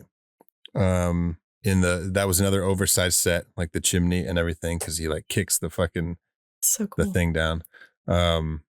Did you guys used to like say this voodoo chant when you were kids? Yeah. Just the "Give me the power, I beg of you." 'Cause I don't think I knew any of it. Voila. Give me the power, I beg of you. People don't know this, but that's how we start every episode before we hit record. Because we're like, we need the That's how we hype power. ourselves up. Yeah. Need the lightning. And none of us we actually body swap with each other every episode. So it's never really God. us. So you're getting like, sometimes I'm in Casey's body or Zach's in my body, things like that. Yeah, that'd be fun. When he's doing these voodoo chants, you get those like rolling clouds that are coming in that you see, like you used to see them all over like 80s movies, and it's in all these, at least 1 and 2, I know. Do you guys know how they did that? No. It was like a glass tank, and I think it was filled with like salt water and fresh water. Get out. And then they like pour white paint or dye or something into it, and it like mixes with the water and the fresh water, or the salt water and the fresh water, and it makes this like rolling thing, and then Get out of here. just like superimpose it over the fucking thing. That's cool. Isn't that cool? They're called Who needs voodoo called- magic when you got movie magic? oh, they're called cloud tanks. Wow. It's just like how they fucking do Yeah, it. because salt water and fresh water don't mix. Mm-hmm. So This interesting. is so fun. Isn't that God, neat? I love the movies. That's Wish super they cool. did more shit like that. Now it's like, oh, just click a button on Computer. your computer and it's done. Mhm. But yeah, now we're getting Chucky, who is now becoming more and more human, and you get the cool look where he's got like his hairline's like receding. He's got his fucking eyebrows and everything are Very Jack Nicholson. very Jack Very Nicholson. Jack Nicholson. Yeah. Great sequence in this house. Catherine Hicks is incredible. You know, we've talked about her performance already in this, but that scream she gives when she's holding the door and Chucky is stabbing through it. Mm-hmm. And she has to keep moving back to get out of the way of the fucking knife. And then at the very last swipe of the knife, she gives this great scream. And it's just like, man, she is selling this. Mhm. That's the thing. And this might be kind of like, I don't know, like empty calorie kind of statement, but there are some horror movies where we have the set pieces established. We have the threat level. We have all this, and it's creepy and it's tense. But there is sometimes if it doesn't feel like genuinely dangerous, in this case, like it feels dangerous. It feels like he's really gonna come at her because everything is very practical. And we've obviously established how Charles Lee Ray, like his kind of MO, his style, I guess. So you really do feel it. And then obviously, like you said, you have her performance, which just sells it. So good. Mhm. It's so intense. Also, Chucky, I think it's in that scene or in this moment when he says to her and he's like, give me the boy and I'll let you live. Mm-hmm. And it's like, read the room, Chucky. Come on. He's such a Again, lack it's of not smart. understanding. No. Karen's like, huh. Wait, Okay, I didn't think about that. wait. Let's Like think about everything this. she's been doing has been in service of making sure her son is safe, and that's She's it. like, Andy, come here for a second. Wait. We're just gonna have a conversation about it. We're not gonna do anything. We're just talking about it. Andy, come here. There was, they clearly, Mike the cop is there and he gets taken out real early to give the mom the chance to be the hero that she needs to be. But oh man, like even having Andy freeze up when she's fighting with Chucky at the fireplace, that's such a great moment. And he's just like watching, he's just like in complete shock, has no idea what to do. And like that would happen, right? It's not like the kid would just be like, oh, here, Mom, I'll help you fight the killer doll. He's like, what the fuck is going on? Yeah. And then because the stakes feel real. Because at this point, obviously, before we've like gotten into the franchise, we don't know. Is this the movie where the doll kills this family? It's so we don't know. It's this could be the one where the doll wins. This could be a Casey ending. Yeah. Right. Ooh. And then they burn, Chucky. Andy and Chucky have that great exchange where he's like, Andy, no, we're friends to the end. This is the end, friend. I love it. And then I love how they keep shooting all the body parts off and it keeps coming after him. Keeps coming after him. Yeah. Oh, it's so creepy and fun. I love it. But this is definitely the end. This is the end. This is it. Chucky doesn't come back at all. No. Oh, wait a second. We have one more reveal. Our 8th and final reveal. Jack, who we have not really mentioned yet, he's Mike the cop's partner. Jack the cop. Jack the cop and Mike the cop. Jack the cop. Jack the cop meets Chucky in the fucking hole in a Freddy Krueger style, pop through the thing, like at the end. Like whatever you do, don't touch it. Yeah. Like, was it unnecessary for Chucky to like have his body crawl through the walls, through the vents, all of a sudden to like get in there? But also, like he was already on the way out and was like, you know what? New guy, new reveal. He's like, fuck this, I'm done. And then he's like, wait a second. He's like, that guy who plays Jack, his name is,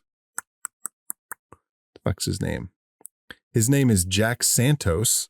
No, sorry. Jack Santos is the character. His name is Tommy Swerdlow. He's a screenwriter. Guess what movies he fucking wrote? What? This is Jack the cop, the partner. Guess what movies he wrote? Jack the cop. Just take a guess. Danny, Casey, what movie did he write? Lethal Weapon. I don't know. You said Jack the cop. No, that's you made sure Jack the cop. Guess what he wrote? No, Lethal Weapon was Shane Black. I don't know. I've never seen it. Oh, what did I say? Fred Decker? Wait, was it? Well, Fred you Decker? got your Monster You got Squad. your Deckers. You got your Blacks. You got your. Yeah. Well, all right. Is you saying Jack the Cop a hint or no? No. Okay, so nothing. Because there are a lot of movies, Zach. Are they horror? There are a lot of movies. No. Oh, then Oh, They're not cop movies. They're not horror movies. I don't know. I'm going to take a swing for the fences and I'm going to say Child's Play 2. So not No. horror. It's not a horror, Danny. It's not a horror. Not horror. Not horror. Say any movie so I can tell you the Music real of the answer. Heart. No. It was Cool Runnings Oh, and Little Giants. feel the rhyme. Oh, Aw. come on, team. He It's wrote- bobsled time. Cool runnings. I love Oh. Little Giants. Yeah, he wrote Little Giants, Cool Runnings. He wrote Bushwhacked with Daniel Stern. I fucking my loved God. Bushwhacked. Fuck That's yeah. So It's so good. funny. Isn't that cool? That's funny. Oh. But anyways, right now he's being choked Chucky's by kind of a little Chucky. giant in this movie. That's true.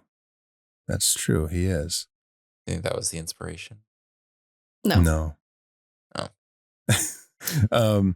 Yeah, and he's got that great line where he's like, Mike the cop says, "Do you believe me now?" And Jack says, "Well, now, yeah, but who's going to believe me?" Yep. And it's like, oh my God. So it's true. good. And Karen shoots him through the heart. Not Jack, Chucky. Chucky. Chuckles. Yeah, you're damn right no one's going to believe you and you're dead. And how about that freeze frame at the end, right? Freeze frames are, few and far between. They don't always work.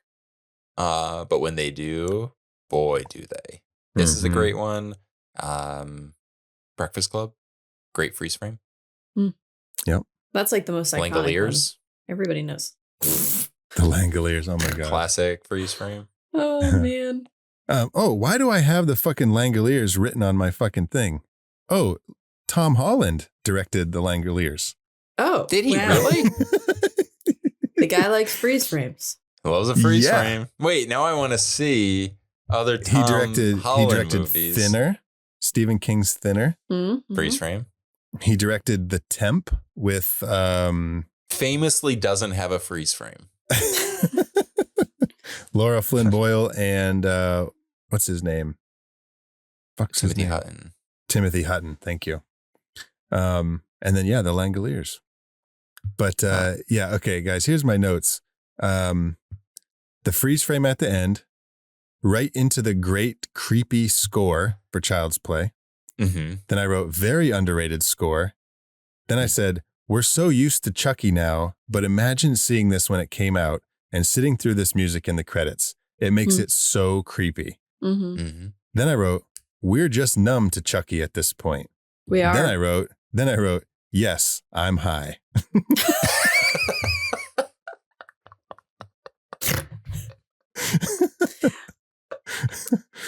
You weren't expecting that, were you? No. We are numb to Chucky at this point.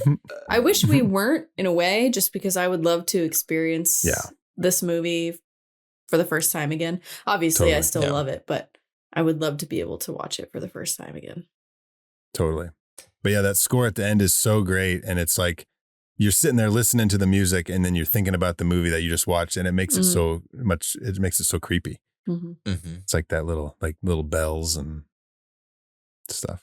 Yeah, I mean, I don't know if they were little movie. bells, but just maybe normal bells. The sounds. were No, little- they use small bells on this one. That was It was after The Exorcist had tubular bells. They Tubular were like, bells? do we have something that is less tubular and maybe more cylindrical Small. or some Oh, boxy speaking bells? of that, have you guys ever heard the whole Tubular Bells song?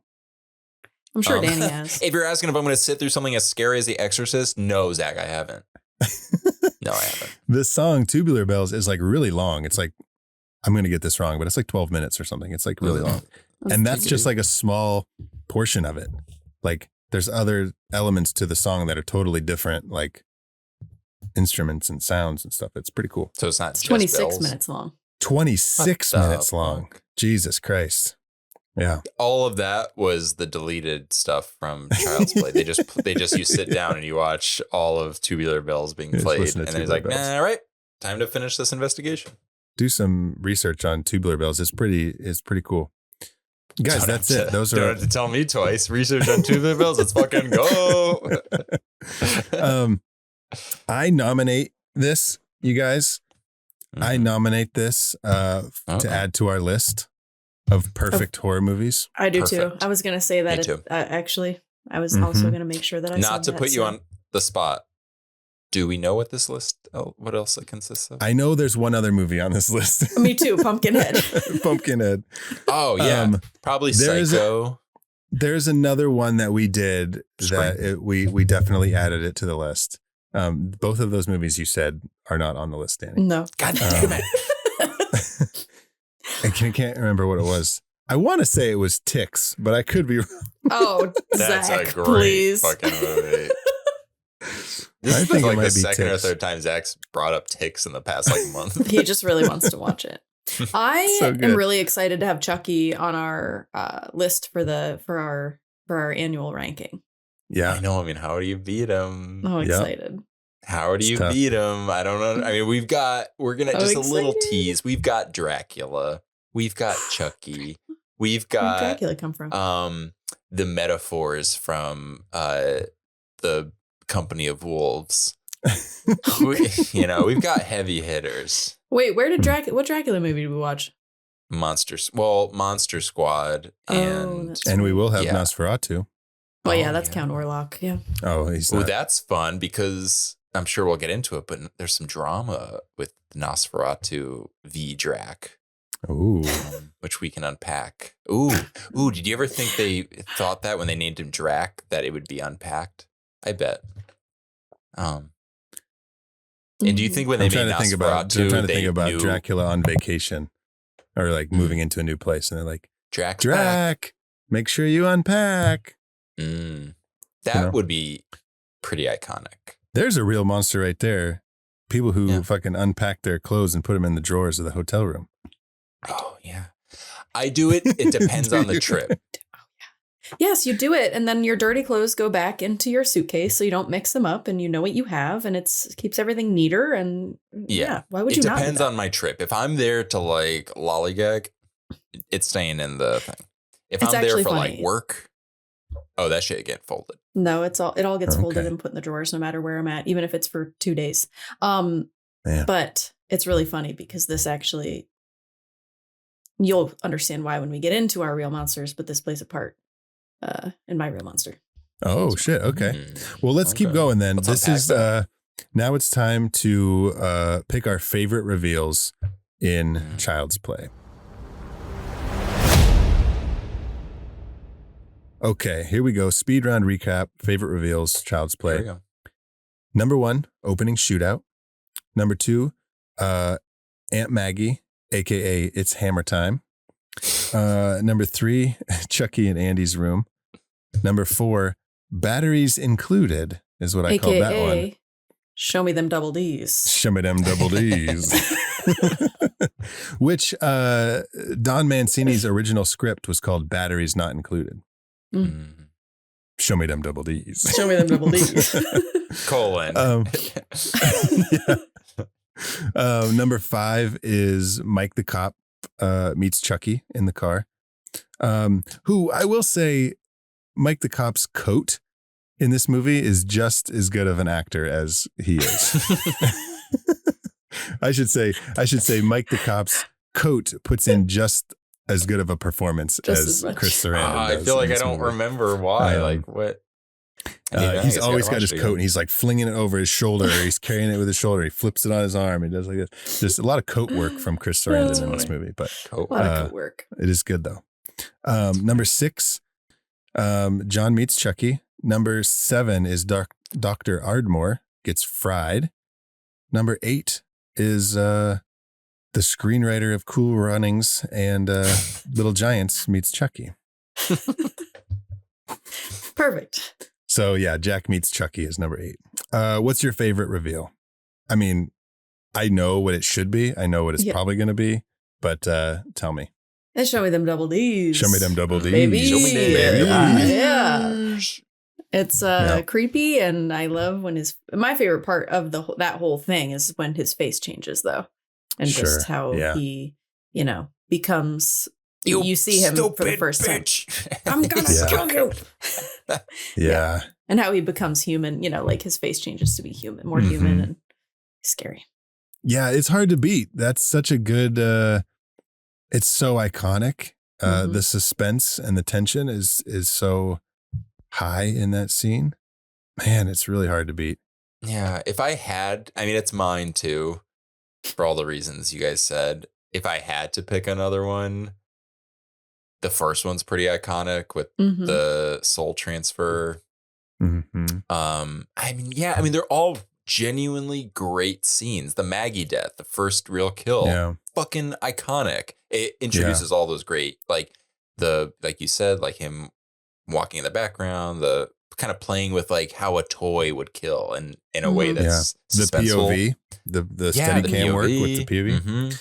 Yeah, and the Maggie thing has like such a part of my brain, right? Because like I remember that's where I learned about this movie. Like when my cousin told me about Child's Play, he told me about that scene, and so like that like planted a seed in my brain, and so that's like Seed of Chucky. The seed of Chucky. Oh shit! I got that would be Chucky's his sperm in my brain. Oh, ew! Did Chucky come on my brain when I was sleeping? Ew. Ew. Would that mean you'd have to like come up your nose? Even in my ear. In your ear. Ew. That's like classic skull fucking. That's where you finish on the brain. Oh God, what happened to this show? We used to be such a good, like, wholesome people. We've been the least perverted in this episode than we've ever been, I think. Till we started nutting on brains. Well, brain nut. Okay. So we are all in agreement. It is number 4. All right. Well, now it's time for a segment that we like to call The Real Monster. Casey, do you want to start since this is your episode? Sure. I have 2. Okay. My first one is her boss because get absolutely fucked. You know, not just because he's making her come back on her son's birthday, but also it's your job if people aren't coming into work to work. That's why you're a manager. Well, yeah, it's the fact that he threatens her. Right. Yeah. Right. It's like, what a sleazebag. You need to work because there's no like, not even like, hey, you know, I'm so sorry. Could you do us a favor? Yeah. No. So her boss. And then the second one, which goes back to the putting all of my clothes into the dressers when I travel, is because I have a little bit of a neatness problem. And so part of this movie that made me squirm more than anything else was when Andy was making his mom breakfast in bed and just poured milk all over the counter with the cereal and the orange juice was going everywhere, and I was literally squirming on my couch. And I'll go so as far as to say that's Karen's fault as the mom for allowing this behavior to persist. You guys, he's so sweet, and he's like, he wants to watch the TV, but he also is pouring the milk, and it's his birthday, and he's making his mom breakfast. Oh my God. I get it, but that's why I don't have children, because I would not be able to handle that, period. Yeah. And she's so sweet when she like gets it. She wasn't like, Andy, you made a mess. Oh my God. That's what I mean, because that's why if I had kids, I'd be pissed about that, which is why I know that I shouldn't have kids, because kids, they can be kids and they do that shit, and that's okay, but not with me. But not with Mama Casey. So, well, Casey, I'm going to go next because I have 2 real monsters, and they are exactly those 2 things. Oh, well, okay. I have Walter, the store manager, and Andy's culinary skills. Yeah. Needs a little work, huh? He needs a little work. He's trying, and I appreciate it. He burns the toast and puts that huge glob of a spoonful of butter on it. The path to hell is paved with good intentions. So and he's carrying it into the fucking thing, and he's still watching the TV, and it's spilling everywhere, and that's cute. Oh, so cute. But yeah, Danny, what do you got? I have one I have one is the same. I have Karen's boss. But I have kind of an extension of the breakfast scene, and it's just toasters that don't auto pop. Oh yeah, that was another thing. Like, that's something was not wrong his fault. with that toaster. First of all, there may have been some cutting that we missed, maybe when he was doing the breakfast, but it seems like it went from 0 to 60 on that toast. Like whatever that setting was, just shouldn't have been. Their toaster's broken. So that's not totally his fault. Yeah.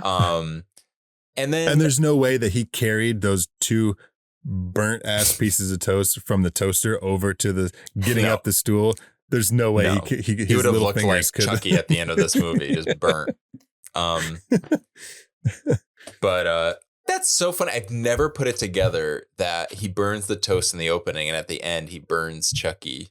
I wonder if there's like a fun little. He should have said something like, "You're a toast."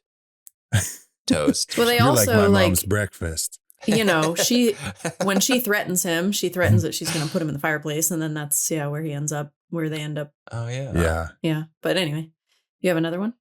My last one is, and this one comes with some caveats because sometimes it depends on the situation. But adults who try to parent other people's kids, I thought Aunt Maggie comes off a little intense when she's like yelling at him, like, down a notch. This is not your son. You can't just be like telling him that he has to do what you say. That's not how this goes. Yeah, I was Save so that pissed for at Aunt Maggie. I should have Karen. put her on here too because she's like, get in bed. She throws him into the bed. She pulls the covers up. She tells him to basically like shut the fuck up. And then as she leaves, she's like, night. She like blows him a kiss or something. That's why and I'm she's like, an aunt. the fuck?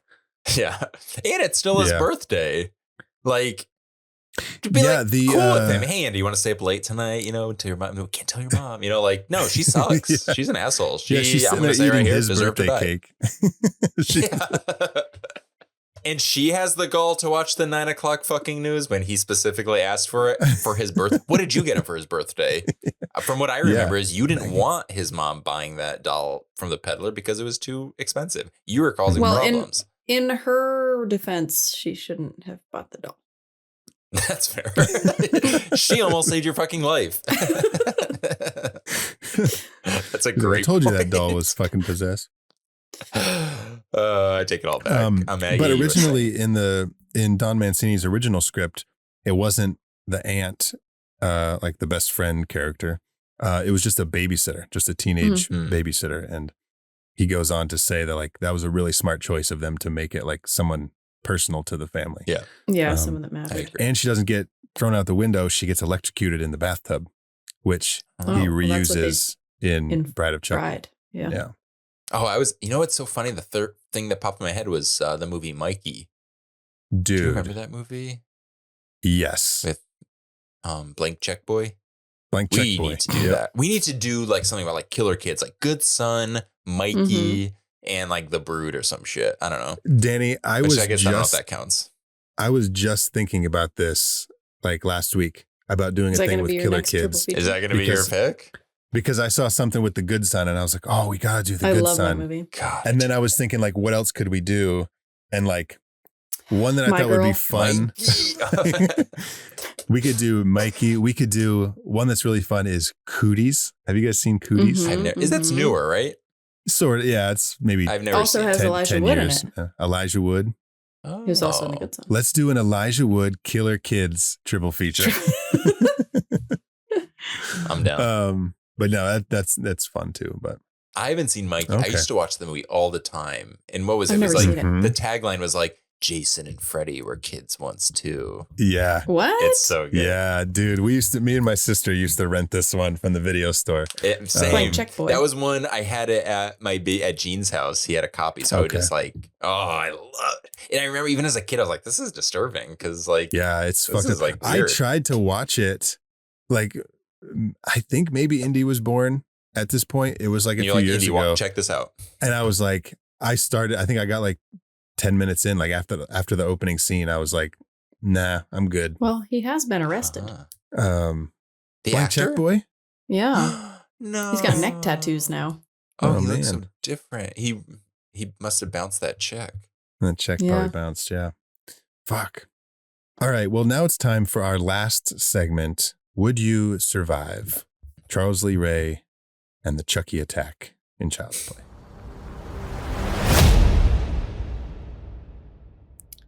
Now, are we going to be in Andy's position?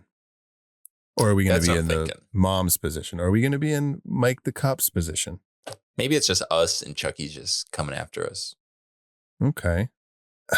Technically, I've already survived Child's Play. Do you guys remember your dreams? Yeah. Do you guys? Well, let me restate that. Do you guys remember dreams you've had do you guys remember like a dream you had when you were a kid? Yeah. Yeah. Not every single one, but yeah. But there are specific ones I remember. One when I was a kid, it must have been, I don't know when I saw this, but Chucky was chasing me through the house. And I ran into our living room and the VCR was there. And you know how like when you were done watching a VHS tape, if you let it go, it would like, a lot of VCRs would rewind it and then pop it out. Mm-hmm. Right. So Chucky's chasing me through the house. I run into the living room. The VCR is there. The tape had popped out and it was Child's Play on the tape. And so it was like a meta. Wait, so in the dream? In my dream. The tape? Oh. In my dream, Chucky was chasing me and then I ran into the living room and the tape had popped out and it was there. So he was like, it was kind of like a new nightmare situation. He was in the real world. It's like your subconscious put that movie into the VCR to like, they could have put in anything, but your subconscious is like, no, Zach, I want to make you fucking deal with this shit. Yeah. So maybe basically I've already survived Chucky. If you dig deep into your subconscious, maybe you can control that VCR and you can start playing the movies that you want to dream about. That would be cool. That's cool. That's a cool idea. So anyways, so I've said my piece. Okay. I said my piece. I'm out. I already win. Yeah. You guys. I don't know. Yeah. I really don't. Where do you stand? I like to think that I'm really good under pressure. But if one of my dolls came alive, I don't know. I said I'm prone to waking up from the slightest sounds, so I would always hear him coming. So I think I would have somewhat of an advantage. Well, a lot of people are awake when he comes after them. Yeah, that's a great point. Yeah, I would only be slightly tired. tired. I would just be like a little more tired, so I'd actually have like less of a chance. Yeah. So okay. Yeah, it's hard because he's also a serial killer. So I will say I will not survive this. So I don't know. That's a tough one. Yeah. I really can't say. So we got a no, a yes, and a maybe. Perfect. Love it. That's That's what you call balance. All right, guys. Well, then that's it. That's Child's Play. This was our second meeting of Chucky on How I Met Your Monster. And we've said it a million times in this episode, but this movie is so fucking good. It feels really good to watch a good movie. I know. It's like a relief. And also just like, and this isn't a slam against previous movies we've done, but they have been so just abstract. And I love That's them. What I mean. And I actually like the challenge of of course, thinking it through, but sometimes you need a break. This was nice and easy. So. Yeah. All right. Well, that's it. That's our second feature in our current It's Voodoo Baby triple feature. Danny, what are we doing next? I'm really excited about this one because it's one of the few Wes Craven movies I haven't seen. We're going to wrap up It's Voodoo Baby with The Serpent and the Rainbow. That's exciting. If memory I've seen it serves, once when I was younger, but it's one that I just know that I've seen. I don't remember anything about it. I think that I have because I keep accidentally saying Jacob's Ladder. So I think that I'm thinking of Jacob's Ladder every time I think about this movie. Are they Jacob's similar Ladder, movies? Which definitely Jacob's Ladder definitely would have fit into our Mindfucks triple feature. And that has Tim Robbins. Good. Yeah. Mm-hmm. Yeah. Okay. Yeah. So I don't think movie. I've seen The Serpent and the Rainbow. Okay. If memory serves, all I really know about this movie is based on the VHS cover I saw as a kid. So we're closing out with what is clearly a vampire movie, right? This is about a vampire coming out of a coffin. He does look like a vampire coming out of a coffin. Yeah, that's funny. So make sure to tune in for that. If you're not following us on social media, what are you doing? We put out funny. It's literally a click away. Just click. Literally click away. Click away. I got some fun things to look at.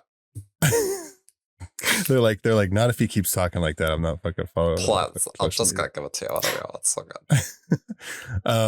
How I Met Your Monster, Instagram, TikTok, Facebook, we're all over the place. Where can our listeners find you guys on social media? I am on Instagram at WolfMotherCasey. Awesome. Danny? You can find me on Instagram and Letterboxd at my name, Danny Slum, DANNYSALEMME. I kind of went through that fast. It's 2 M's like the candy melt in your butt, not in your hands. And you can find me on social media at Zach Winsick. Make sure to tune in for Serpent and the Rainbow. And until then, thank you all for listening. Now go meet some monsters.